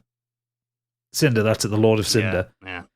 They were cool fights, but they just weren't as impactful for me. You always know how they're going to go with their end fights, how the music is, and as soon as you get to Radagon, it's the opening title music, which is a banger. It's a fucking. I don't listen to game soundtracks, but I listen to that. When I first got to it, because I did it on my own with obviously my clone, and as soon as I heard that music, I went, "This is not the final boss," because they always like to have a little somber final boss, don't they? Yeah, the sad thing is that the Elden Beast's music is completely forgettable. It's dull. It's just it's like ethereal noises, but not even good. And it's such a loud boss as well when it's doing the actual Elden Ring, because it does that on you. It does it on you repeatedly. Yeah. It does the ultimate Elden Ring on you, and it's just a music, a sound, like a OST. You just can't hear it. It's such a loud boss. What I would have, like I said, what I would have liked is if you fought Radagon and then you fought Marika, and you could have it with when you're fighting Radagon, you've got the opening title music, and then when you're fighting Marika, you have a piano version of the opening title music. Yes, and make it like a Lady Maria fight, make it like Millennia, but without that stupid gimmick. Make it you versus the Queen, not a Queen Beast, the actual Queen. Yeah. Yeah, so for those of you who haven't finished, I would hope you would have finished it by the. Oh my word! So we're not spoiling this, but you fight Radagon. Radagon is very fast. He casts a lot of holy magic. He's tall. He's tall. He's incredibly fast, and he does a lot of AOE stuff. He's aggressive. You have to either be casting some good spells or be as aggressive back, and because he's quite easy to stagger. You can stagger him out of most attacks. Did you ever play Final Fantasy VIII? Because Miyazaki said he based Radagon's design on Sorceress Adele. Can see that. Can absolutely see that. That's exactly what, and it looks like the same fucking character. When you beat Radagon, you then are immediately transported to the Elden Beast fight. And the Elden Beast is a big ethereal creature. Looks kind of like a fucking flea bug with a long neck. It's like a flea thing. An aphid. It's got space aphid. As soon as you walk, space aphid. Yeah. You walk into that fight, the first thing it does is cast like a fire breath on you, then it's got like these holy blasts of light that track you, which are awful. You've got to run diagonal from them. You remember when we were there, I was going, run! Diagonal! Diagonal! Serpentine! Yeah. And then it flies up in the air and casts these huge rings that you have to avoid, followed by an explosion. Apparently, the patch that came out yesterday has nerfed a lot of him. I just want them to take his health down, that's all. He's got too much Apparently HP. Apparently they've lowered his resistances, rather. I think he's got. He's got 50,000 HP or something like that. No, it's 22,000 HP. It feels like 50,000 when me and you were doing it. Well, in co-op, it's 40,000. Oh, there you go then, yeah. But apparently he runs away less now. Oh, that's good. So you're not wasting time jumping over the Elden Rings? Yeah, or catching up to him. Oh, God, yeah. I was so slow by that part. I'm coming! Because that's the other thing. You fight him in a huge arena, and he will move and he will teleport, and a little bit like the Four Kings boss fight, you lose scale because there's nothing in the arena. You don't know you're up at him either. You don't know you're up in his grill. Yeah, because you're going on a reflective, watery floor, so it's like you've got nothing even on the ground to give you the sense of direction. I found out as well the other day, after we'd beat him, he don't like frenzy. He doesn't like frenzy, no. He doesn't like frostbite either. He's resistant to most other things. Yeah, so he's against things law thematically that he wouldn't. Yeah, frenzy makes sense because that's the antithesis of the order. Yeah. Ooh. So Elden Beast was definitely my least favorite fight in the game. I wasn't a fan of Malekith mostly because he's one of those. It's not that he is hard, but he's one of those bosses that he spends so much time in the air. It's hard to get a hit in on him. And why on earth even if you're a ranged caster? A thingy outside his boss arena. That awful. A cheating tree sensor. Yeah, I had to kill. I'm sick of this. So I summoned someone to help me kill it. Yeah, I lasered him. Oh God, it's so awful. But at least it doesn't respawn. No, thank God for that. Oh. Like after I'd killed him and then I died against Malekith, I was praying that he didn't respawn. Should have had one tree sentinel on the whole game. That first one, just as a warning. I wouldn't have minded having one tree sentinel and then maybe the draconic one, like just a variant of it, but only the one. Yeah. Do we want to talk about locations now? Because I mean, we've danced around the subject, but basically, I want to complain about Farum Azula for quite a while. Yeah, let's do it. Location. Let's just do your top location first, then. Top location. So I'm in two minds on top location because I really love Siofra River. Mm-hmm, yeah. Which part though? Not the anti bits. You didn't go in the tunnels, did you? No. Well, that's Ainsel River. Oh, that's Ainsel River. Yeah. Sorry. Yeah. I get confused with them too. Yeah. No. So I like Siofra River just because of the effect of it. You just don't expect it, especially if you accidentally go down there first. Yeah, that's what happened with me. I found the well to get down. So did I. I was like, nope, went straight back up.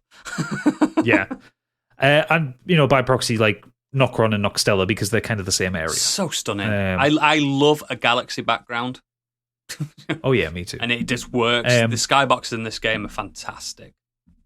But I think my favorite legacy dungeon was the Academy. I love Raya Lucaria. Yeah, I felt think like it's a proper. Really good. It felt like Dark Souls design with Bloodborne architecture. Oh, it's so good. Just Goth Town. I loved it. I liked that leading up to it, you go to the sunken village or whatever it's called, the outskirts, and you can see what the Academy's done to the landscape around it. And I like that Liurnia Lake isn't a lake you can fall into. I'm so glad about that. Just a big puddle. It's just a puddle. And I'm so glad about it because every time I got to Liurnia, I was like, am I going to fall? I'm going to fall. I'm constantly looking at the ground. But I don't think there's a place you can fall into. Genuinely. Not in Liurnia. There are obviously places you can fall in. The ocean, for one. Yeah, that's a really good the best legacy dungeon for me. Also, when you look at Liurnia from the outside, it reminds me of Castle Duckula. Yeah, it absolutely does. Yeah, or how Castlevania looked, the original one. Yeah, on like a mountain that it shouldn't be on. Yeah, it's this improbable castle. Yeah, I did like the capital a lot. It's tough if you go there too early. It's very tough. I don't think I explored enough of the capital. Oh, the subterranean slaughter grounds, whatever it's called, shunting grounds. Shunning grounds, underneath. Yeah. Oh my God, I can't believe there was such a maze underneath, a labyrinth. Yeah, I only did a little bit of that and then realised like all the enemies were like one-shotting me. I was just like, I won't come back here. Bigger than you can imagine. Oh, I know. I know. Like I spent about 3 hours doing just like the opening section of it. Yeah. Just unlocking the first shortcut back to the site of grace. I think I'm with you though. I think Liurnia might actually be my favourite, just because it's not too big. It's varied. There's some weird stuff like, why don't you get captured by one of those maidens and end up in Lava Town? That's so stupid. That I love that. Yeah. I think as well with like Riley Corey, I think it's so dense of things. Yeah. And the Wolf of Because, like, Radigan's moving around boss inside is a cool boss. It is, but I hate the run back to it. Yeah. Because you've got like 8 wizards to get past. You can sneak and through if one of them spots you. Yeah, exactly. And there's one of them spots you, you're fucking lasered. And there's a pot guy there. Yeah, there's a pot guy. I liked it, but I liked that, there was so much rooftop playing as well. Mm. Like if you wanted to get the imbued sword key, you had to go on a real mission on the rooftops to go and find it. Yeah. And then did you end up getting the Azure staff? Yeah. I finished the game with that room that it's in is incredible. It's so good. You just walk into this room full of crystals. Yeah. It's just so good. I think my least favourite was, I think they had to cut it really because it's barely a Legacy dungeon, but when I first looked at the list of Legacy dungeons, this was counted as one, and I don't think it is anymore, but Redmane Castle, if you do it properly. Yeah, Redmane Castle is weird because it's like a very large version of the forts that you find. Yeah, it's just so dull. I didn't like Redmane Castle. So I did Redmane Castle twice. And then obviously I just ended up there via Rani's quest, and it was already cleared out. It seems like they give you that warp just to skip it because it's crap anyway. Yeah, lots of really high level soldiers with like fucking, and you've fought them all before, but now they've got like magical effects on their swords. Them four-legged beasts. Oh, I hate those lion wolf beast things, whatever the fuck they are. Yeah, they're so fast. And I climbed up on a rooftop once and immediately got killed by a random fucking mad pumpkin head. Yeah, this is it. It just seems like a proper like, we ain't got time. Lore-wise, the place doesn't make sense. Yeah, we ain't got time. We've just got to do this. You know what I mean? That's what it felt like to me. And there's all that festival thing that doesn't accrue to much. There's the guy that runs the guy that runs the festival. He has got a bit of a tail afterwards, but he doesn't really accrue not too much to it. Yeah, he doesn't get. It's a little bit half baked, that one. Yeah. So. Yeah, but then the real offender when it comes to Legacy Dungeons, the one we both agree on, and that's Farum Azula. I hated it. I love the design of it. It looks stunning. It's a gorgeous area. And the fact that it's got the time stopping and there's a vortex in the middle of it, and it's the land where time forgot, and it's Dragon City. It's just crap and difficult. It's unnecessary. Far too many over the top dangerous enemies. Yeah. You got those the banished soldiers in there, which are so overpowered. They don't stagger. You can't stagger them. You can't stagger them. You can't poison them. They're practically immune to fire attacks. Their magic is faster than what the rules of the game imply. They have such high resistance. Like I did a test on them, and I used the Wondrous Physic and the Comet Azure boss killer laser. Yeah. And I killed one of them. This is what I'm saying. Like I got to the point where my absolute strongest, it was new game plus 3, and like at this point I was level 500 and odd, so I was one shot in bosses. Like I 2-shotted Godfrey Ghost, whatever it's called. Yeah, Spirit. 2-shot that. You know what I mean? That's a high, quite a bit. So even when I got to Farum Azula, it's still really fucking tough, and the bosses aren't the toughest part of it. That's what's annoying. I mean, the bosses are supposed to be the wall. The bosses are supposed to be the place where it makes you go back and grind a bit and get better. Do you know what I mean? But it's the actual. I don't know. It's the gank squads of the little guys with the scimitars and stuff. Yeah, there's too much platforming for them. Yeah, it's just beefed up skeletons. Yeah, it's just too much platforming, for my opinion, in a game that's not very good at platforming unless you're on a horse. There's so much going against it for my liking. They throw a random Crucible Knight in there just to fuck your day up right before a Sight of Grace. Yeah, there's no need in it. Even the dragon that comes down near the beginning of it, that's not a difficult dragon. But everything else surrounding it is. The dragon itself isn't difficult, but he's in a difficult area because you can't have your horse. You've got the risk of falling off. You've got a lot of terrain that stops you rolling properly. It reminds me of Dragon Peak Ruins, or whatever it was called, in Dark Souls 3. The secret area on that, where stunning, incredible, love the lore, terrible. Terrible to play. I think I would have less hatred for it if it was an optional area, like the Dragon Peak in DS3. Yeah, and Haligtree in this. Yeah. Yeah. Give me the Haligtree as a mandatory dungeon and put this as the optional one. Way better legacy dungeon. It's leagues better. It's more varied, it's more fun. You've got your bubble guys, your marshmallow boys. Love them. I love them. They're adorable. Love them. They're all over that place. Look at them with their little trumpets. Yeah, exactly. It's difficult, but it's not overly difficult. It's not annoying. This is. Yeah. I hate Faramazula. It's I've completed the game 4 times now, and I don't include the one when I beat the boss with you, because that would be 5. But it's every time I've led up to that point, and I've killed the fire giant, which people don't like because it's a bit of a wall for some people. But I don't dislike the fire giant at all. I think it's fire nice. Giant's all right. I think it's a nice boss.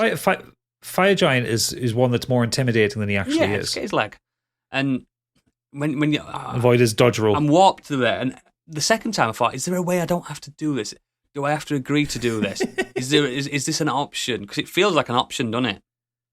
But no, it's not an option. That's it. Oh, because you have to beat Malekith. Yeah, it brings the game down to a 9.99 rather than a 10, that dungeon. Yeah, I really don't like it. Trust me, when you get to it again, I bet you'll put, because you'll play through the game again, you'll love it, you'll enjoy everything. You get to that and you'll probably put pad down for a few days. Probably. Because it just drains me, man. It drains me. There is some stuff in it I do like. I don't want to say like it's a complete like write-off. It's stunning. I like the design of it. I think there is the one bit of the game I think where eagles are involved that works. Yes. Which is that run up to that dragon that's attacking. Yeah. I like that gauntlet because you have to deal with the eagles, but they're not the ones that can fucking cast fire on you. Yeah. I like that, and I like the dragon boss in that. Like I've already said, I think it's one of my favourite bosses in the game. But I've got to go through that to get to him. Bastards. Yeah, like I like. There's a couple of like really nice. They are gank rooms, but I think they're fun. There's one just after that injured dragon that you have to fight in the eagles. There's like 3 guys hidden behind pillars, and I think that one's a little bit fun. Also, it doesn't explain how. Go on, sorry. I don't like that is right after that dragon bit and right before the next site of grace because you're low on resources by that point. It doesn't explain why Alexander's there either. No, I think they just stuck him there to have an ending for his area. How did he get there? Did he kill the fire giant? How we get there? We just got warped there, didn't we? Yeah. Well, he did kill the fire giant for me because he helped me in my game because he's a very good tank. Oh, he is actually there, isn't he, in that boss? Yeah, he is. You have to go in the north. That's how he got there. Then I've just answered my own question. At least he did it. At least he did it. He got to the cauldron. Yeah, that makes sense. So that's it's added a point now for that.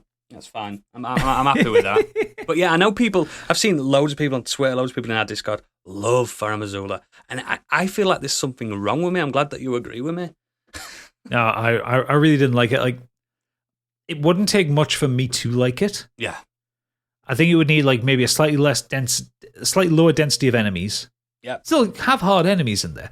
Maybe just a couple less Banished Knights. Fuck them guys. I don't get them. They're so tough. They're so difficult. And I think they also need to sort out Malekith. He definitely needs a nerf. Not the first round. The first round's fine, isn't it? The Beast Clergyman's fine because he's just chucking rocks and using his knife. But it's when he starts casting that damage over time attack. It's weird, like, because I'd done the Beast's the Death Rot's quest, because that's him, isn't it? Where you give the Death Rot. And he's like, oh, you'll be my friend forever, you. Then he wants to kill me. Yeah, I did that as well, and I kind of feel like they've scuppered the law slightly. Yeah, it should have been a different person, in my opinion. Or it should just be Malekith from the start. It didn't need to be the Beast Clergyman. Exactly. Yeah, exactly. I get why he's interested in death because he's got the death rune. Destined death on his wrist. Yeah, exactly.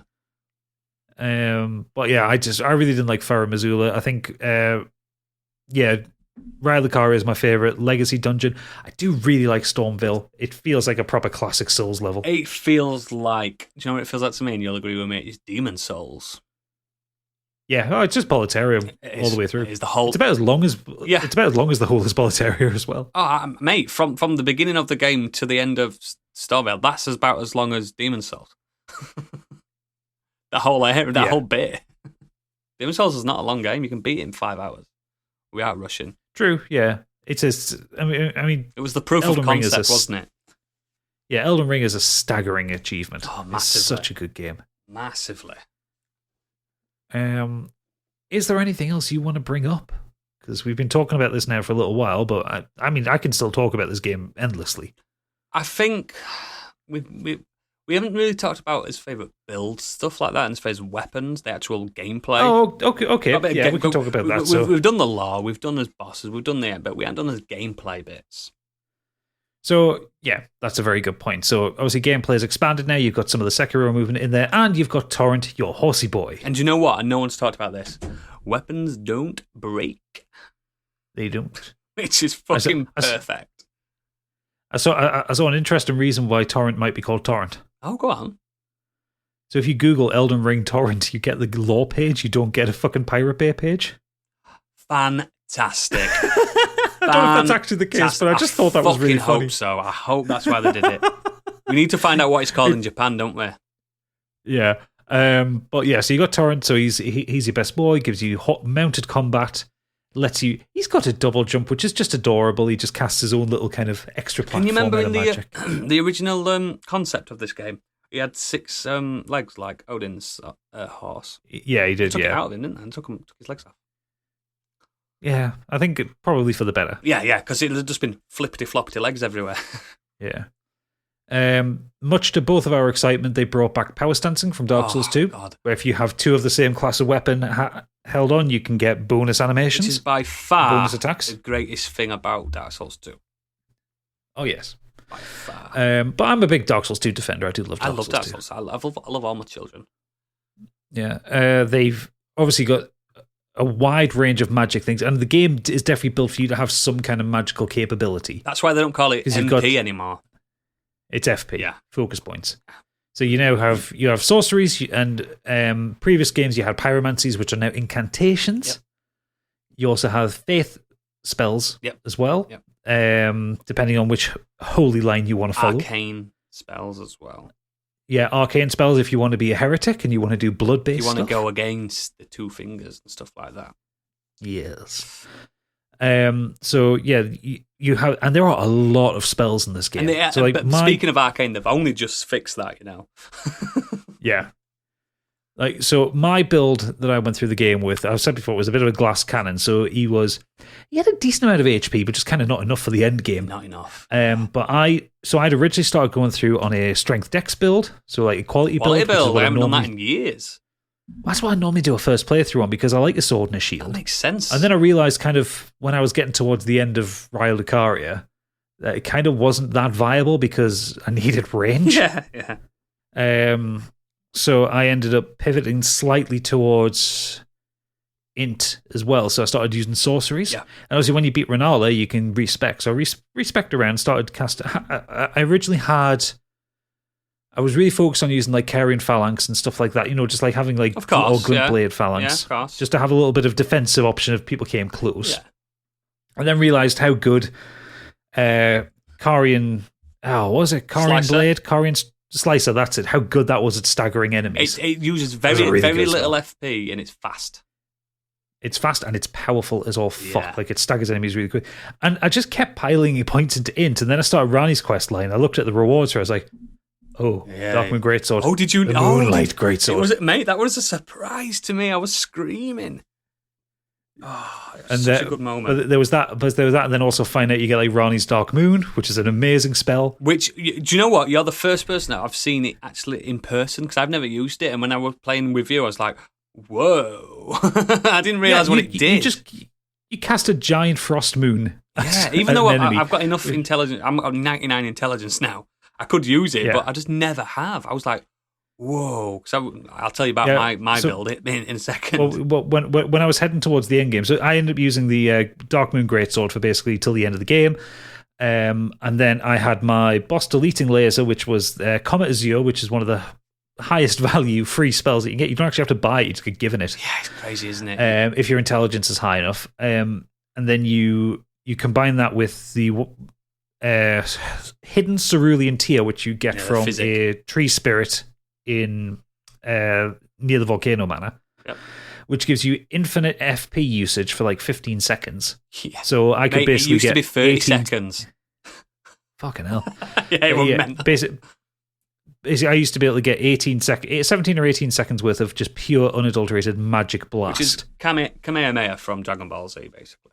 Yes, and I mean, I've got video evidence of me nuking a couple of bosses, like Commander Nile. Nothing, I managed to get him in literally one shot, just walk through the boss fog, cast it as he started casting his buddies, and just killed him in one shot. It was the perfect amount. It was so good. Yes. And then the other one I had was Stars of Ruin, which is a really good spell that it sends out 15 little magic missiles that track, and they track really well. Like I've not encountered an enemy builder. I've not encountered an enemy that can dodge all the way out of that. No, not a chance. Like they'll dodge a couple of them. Yeah. Like even when I've been invaded, that one like ruins invaded. It's great for aggro. It's used massively in PvP to the point where if you see someone trying to cast it, you've got to go and slaughter them quick. So yeah, it's a big one that. So yeah, I am very, very.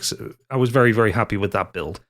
Granted, like I say, I was a bit of a glass cannon for the end. I needed a lot more vigor, but I was at the point where it was costing like 120,000 runes. You had a great friend to help. That was your vigor. I had a great friend. Yeah. What's your favorite build? Because I know you've hit most of them. I've done them all now, and my favorite build is my second build I did. The first build was very sword and board. You know, the original tank. Thomas the Tank Engine build, I like to call it.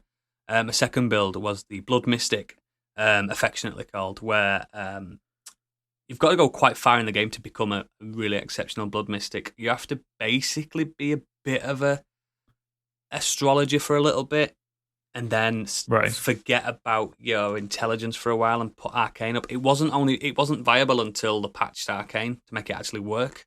It didn't used to work. Nothing scaled with Arcane in the original patch.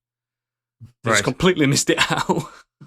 Oh no, dear. Yeah, and then I use. So basically, what it is you kill Moog, Lord of Blood, you get his trident, so you can do the little blood dance, the blood rain dance thing. Which, if you can tank a boss, so you have to have good vigor. If you can tank a boss, it won't break your poise, and you will just constantly with the physic, you'll constantly just bleed them to death. And then it became later on in the game where the bosses are either too big or they're too fast. I did what you saw in action, which is the Glintstone Shield, which basically you put this crazy... Which I think they nerfed in this patch. I think they have, yeah, which fucking thank God we used it then. Which basically, you can apply it to any leather-bound shield, I think, or any that's not metal. You can put an Ash of War that basically deflects any magic coming your way. Scarring Retaliation. Yeah. So if you use a Glintstone shard, is it shard or scrap? Yeah, scrap.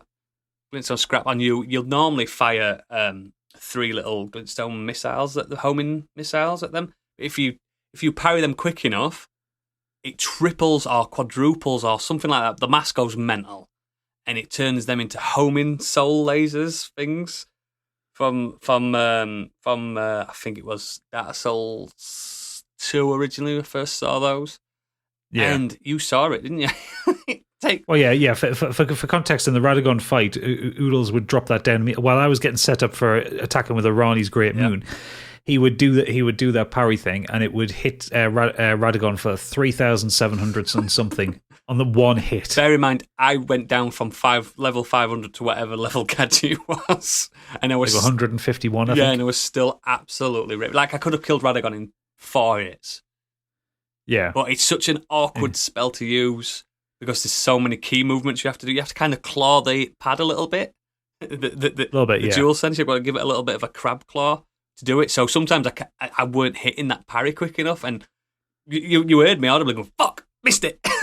Like it's such a gamble, but it's so powerful. But then the blood backs it up, and then I also had my crystal sword and my rot sword, dual-handed, power stance into fuck. And it's just, the Blood Mystics are very... I don't know what it's like now because the patches are so thick and fast at the moment. I really don't know because I remember the sword of... Is it Ice and Flame or something like that? That used to be the number one... sort of Night and Storm or something like that. That was the number one thing because it went with intelligence and faith or something stupid like that. And it just became a powerhouse. You could pair it with Comet Azure or something like that and do like Death Laser with it. Yeah, and they got rid of that. Then they got rid of the Rivers of Blood. That used to be super powerful. And now they've got rid of my parashield. Yeah, and they've nerfed down Swarm of Flies, which apparently was the top tactic for Millennia. That was a boss chomper, because you didn't have to be nowhere near her.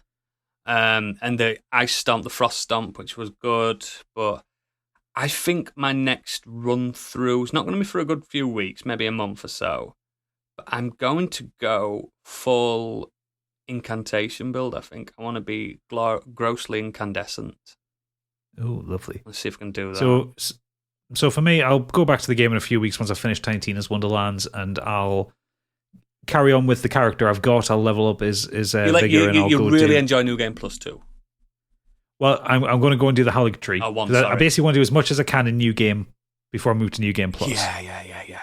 Halig Tree, I think you'll like the dungeon. It's just Millennia. I might have to come in again on that one. I'm sure you'd like Revenge on it. Absolutely. But yeah, so I want to at the very least get the Halig Tree done. I don't know if I'll get everything else done, and then I'll go into New Game Plus. I basically just want to go and batter Margit upside down because I'll be over leveled. Yeah, in New Game Plus, go do the Fear quest instead of Rani. Yeah, see the other side. I also want to start a new character. Ooh, from scratch. And I want to do from scratch, and I want to do an arcane blood build kind of thing, but I want to do the Frenzied Flames plotline. Oh, it's like I say, it's a fantastic ending, but it's really difficult to achieve because you've got to go down into subterranean shunting grounds, and it's fucking horrible. Yeah, I know. So, but for that one, that'll be a open book one. Like I'll have the fucking wiki open and just guiding me through it. Yeah. We've all done them. I'm not worried about. There's not much in the game I haven't seen yet at this point. Yeah. And if dear listener, if you're thinking about builds and stuff like that, Gadget will probably agree with me. Don't focus too hard on a massive plan because you'll probably have to adjust it anyway. Yeah, but do focus on vigor. Vigor, no. I think this is the most vigor happy game they've ever had. Like for me, it used to be stamina on the older games. You need more stamina than anything. Yeah, stamina was the big thing. But this is vigor because you can run for fucking ages. I complained on the subreddit about Horror Lou one-shotting me and like post a video on it. And people go, well, you should have leveled up vigor. And I say, oh, why are people allergic to leveling up vigor? And I'm pointing out, I've played every other Souls game. You never did anything. Level of vitality or vigor. No one did it. Did a whole playthrough of Dark Souls 2 without leveling up my health once. I just did strength, adaptability, and we were all warned not to. It was against everything we know. Yeah, you don't need HP, you need to roll. You need to tank shields. But no, in this game, you fucking need health. Yeah, you really do. These are some absolute mega bosses. But yeah, I've done my checklist and I have beat every single boss that exists in the game thus far. In one game or just across multiple games? No, never in one. I'm not an idiot. Yeah. But yeah. I'm sure you'll try that run at some point. I think I could do that. It'd have to be like a charity stream or something like that, something to make me want to do it. Do you know what I mean? Something. I think at some point you'll get bored enough and you'll do it from just New Game. Like you won't do it on a New Game. Yeah, I wouldn't. And next time I play it, I'm starting from scratch because I like the fashion souls in this, and I don't want to have all the options on me straight away. You know what I mean? Yeah. I mean, just looking at the list of bosses here, I mean, I think I got about 50% of them. Yeah. Like I didn't fight any of the crystalline enemies at all. I didn't fight Bell-Bearing Hunter or Clean Rot Knight. I only got 2 of the 4 Deathrite birds. Really? Yeah.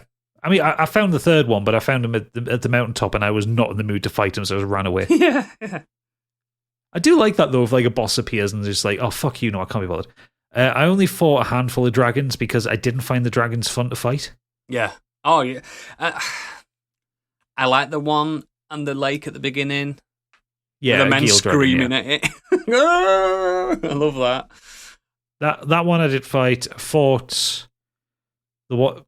What else did I fight? I fought the one in Liurnia, which is hiding the Glintstone Key. Yeah, that's a fun one. I know you can sneak behind it. I don't like the dragons when they just become enemies on the map, which is Caelid.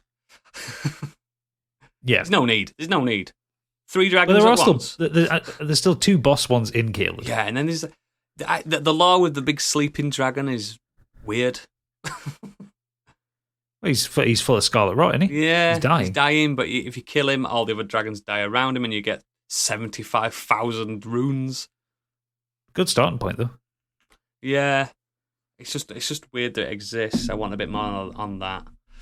But yeah, if you're playing this still, don't forget to do the towers, because I forgot a lot of the times to do the towers. Yeah, there's only one tower that I need to unlock that I haven't, which is the one for Morgoth's rune. No, you won't have done Millennia's tower either. Well, yeah, but I haven't fought it yet. Yeah, that's true. You can still get there, but nothing happens. It's a bit. No, so I've done the one for Morgoth's rune. It's Mohg's one in the west of. I think 2 of the towers do 2 runes. I think so. I think that's how it works. Well, in fact, I'm gonna look it up. Great towers.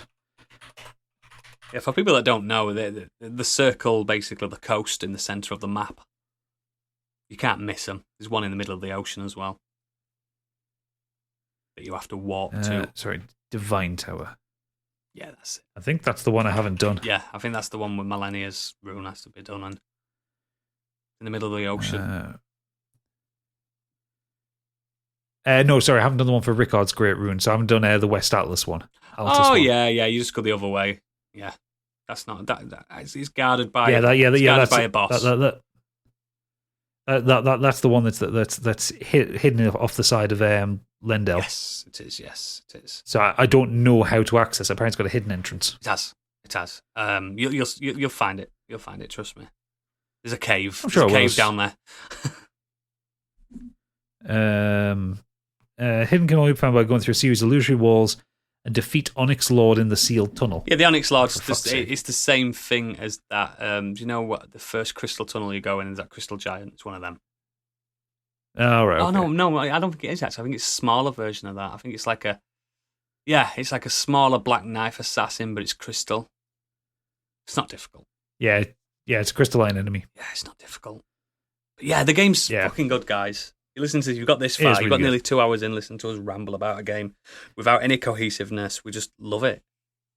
Yeah, we do, and it's, I mean, like I said before, it is my game of all time now.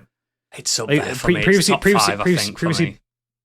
Previously, Bloodborne was my game of all time. Yeah, I remember, yeah. And this has now knocked it into second place. Like, I still adore Bloodborne, but there's some stuff in Bloodborne I really don't like. Yeah, same, yeah. Whereas the stuff I don't like is massively outnumbered by the stuff I love. Absolutely. I wish you could skip Farum Azula, though. I really wish. That's my one wish. Yeah, I think the ending hours let it down. Yeah, to the point where you were absolutely loving it, and you're just like, mate, come and help me. I can't be bothered. It's not nice. That's not a nice feeling, though, is it? On your favourite game, it's like, oh. Yeah. I will say, by the time I got to the end of it,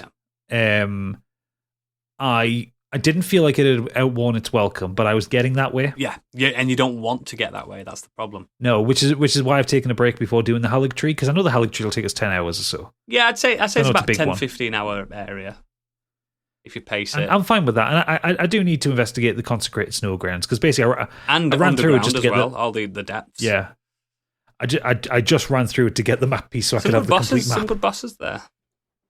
Yeah, I'm sure there is, but like I say, I just couldn't be bothered with it at the time. So, but it hasn't put me off. Like I do want to go back and do it. Yeah. Before we end this little spoiler ranty cast, then what would you want from the next DLC? Because they're definitely going to do it because it's sold like hotcakes. What do you want? What's your ultimate DLC? So my ultimate DLC is I would like another legacy dungeon at least one legacy dungeon. Yeah. But based on how FromSoft have done their DLCs in the past, it has the potential to be 2 or 3 levels. It does, doesn't it? Like, you got the Old Hunters DLC in Bloodborne, and that was 25 hours of game. yeah, especially if you're underleveled. Or like the Ring City DLC in Dark Souls 3 was massive as well. Yeah, which is better than the Painted World one, wasn't it? Yeah, the Painted World one was a bit too small for the money. But anyway, so I think I'd like a new map area, not some fucking floating in the middle of the sky Farum Azula bullshit. No. But like if you look at the map, because the map it kind of curls around on itself like a finger, like a U shape. Yep. You've got some area to the east of Caelid. You could put something there. Absolutely, of course you could. Yeah. For me, go on. Sorry, carry on. I'd like a legacy dungeon, another underground area, and if it's going to deal with Miquella, that would make sense to have an underground area. Maybe hidden. Break Mikella. Yeah, maybe break Mikella out of Mogwin or something like that. Yeah, I'm into that. I'd like them to open up the arenas so that you can have some fights. That's exactly what I want. If you want to do multiplayer. That's exactly what I need fight clubs. Not unofficial ones on beaches. Naked ones. And I'd like maybe like 10 bosses. I think 10 bosses would be a good amount for that size of area. Not palette swaps. Not palette swaps. No. Maybe one palette swap if it's done in a cool way. Yeah. But majority new bosses. I'll take a red dragon over a black one. Yeah, less dragons though. For me, and then this is how I'd plan it. I'd call it the 3 arenas or something like that, because there's 3 Colosseums that you can't enter in this whole game, and they are fully mapped as well with the boundary break. You can see them inside and stuff like that. They are completely. I'd like the three DLCs that in my head they're going to release. 3 of them, like Dark Souls 2. First one, you fight, you go to the arena, you fight, you prove your worth. It sends you somewhere, maybe underground, maybe something like that. And that's what I want them arenas to be. The last one's near the capital. That arena, you fight. There's one in Caelid. Where's the third one? It's Limgrave. There's one in Limgrave? Yeah, near Castle at the Stormvale. Yeah, under the viaduct. Oh yeah, so there is. Yeah, and I'd like. The final one, you become champion of champions or whatever, and then it sends you to, like, because you're the champion of champions, go to space and kill the aliens.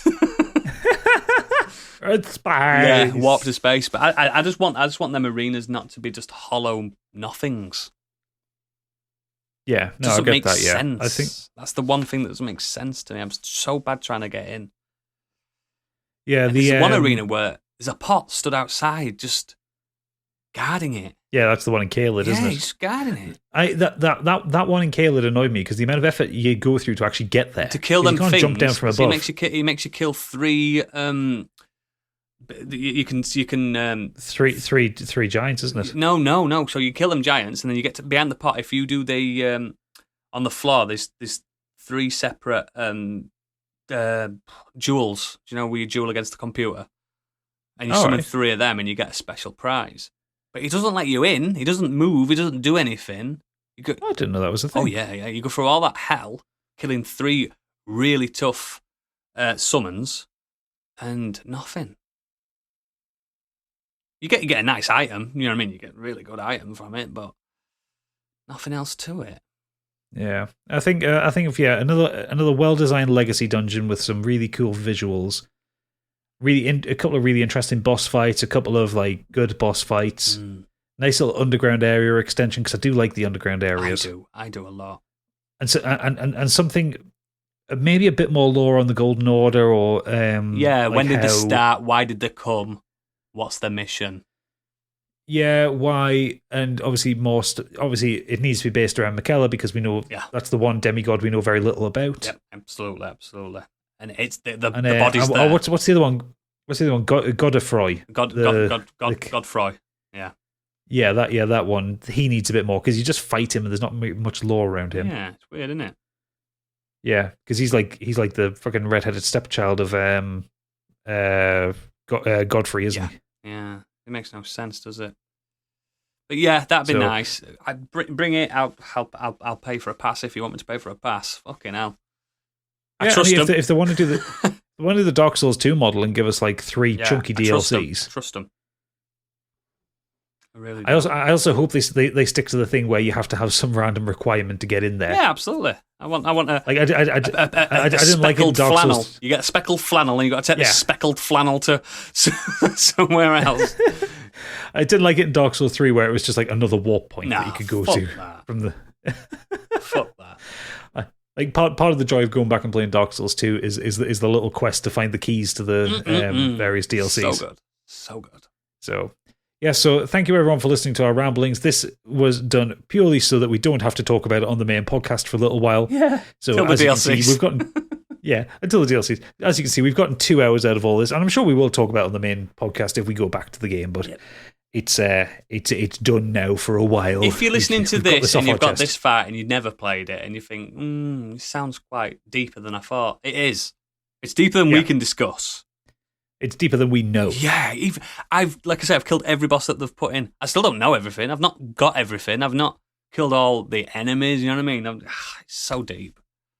Have you started watching Varty Vidya's lore videos Not yet? yet. I like to get them all in a row and have a day. So if you watch his first lore video, which is just basically the high level lore. Oh yeah. The grand scheme. Yeah, he shows you a spider diagram of the lore, and it's fucking massive. I'll watch that tonight then, yeah. Yeah, it's a good one as well, and it's a good send me off to sleep one because his voice. Varty Vidya's got the most gorgeous voice and face. Fucking horrible, beautiful Australian man. Yes, Elden Ring. So, yes, absolute 9.99 out of 10. Yeah, if it weren't for Farah Mazula, it would have been a solid 10. So thank you all for listening. Thank you for joining us for this 2 hours of Elden Ringy bullshit. Make sure you check out the website, modernescapism.co.uk. Go check out the Patreon. Become a patron if you enjoyed this. We do a lot of spoiler specials and a lot of spoilercasts that are hidden behind the paywall. So, give us some money every month and you can get them at patreon.com/modernescapism. But for now, we shall let you go and enjoy. Go play the game. The game's amazing. Finger butt hole. Great chest ahead. Dog. Bye, everybody. Bye.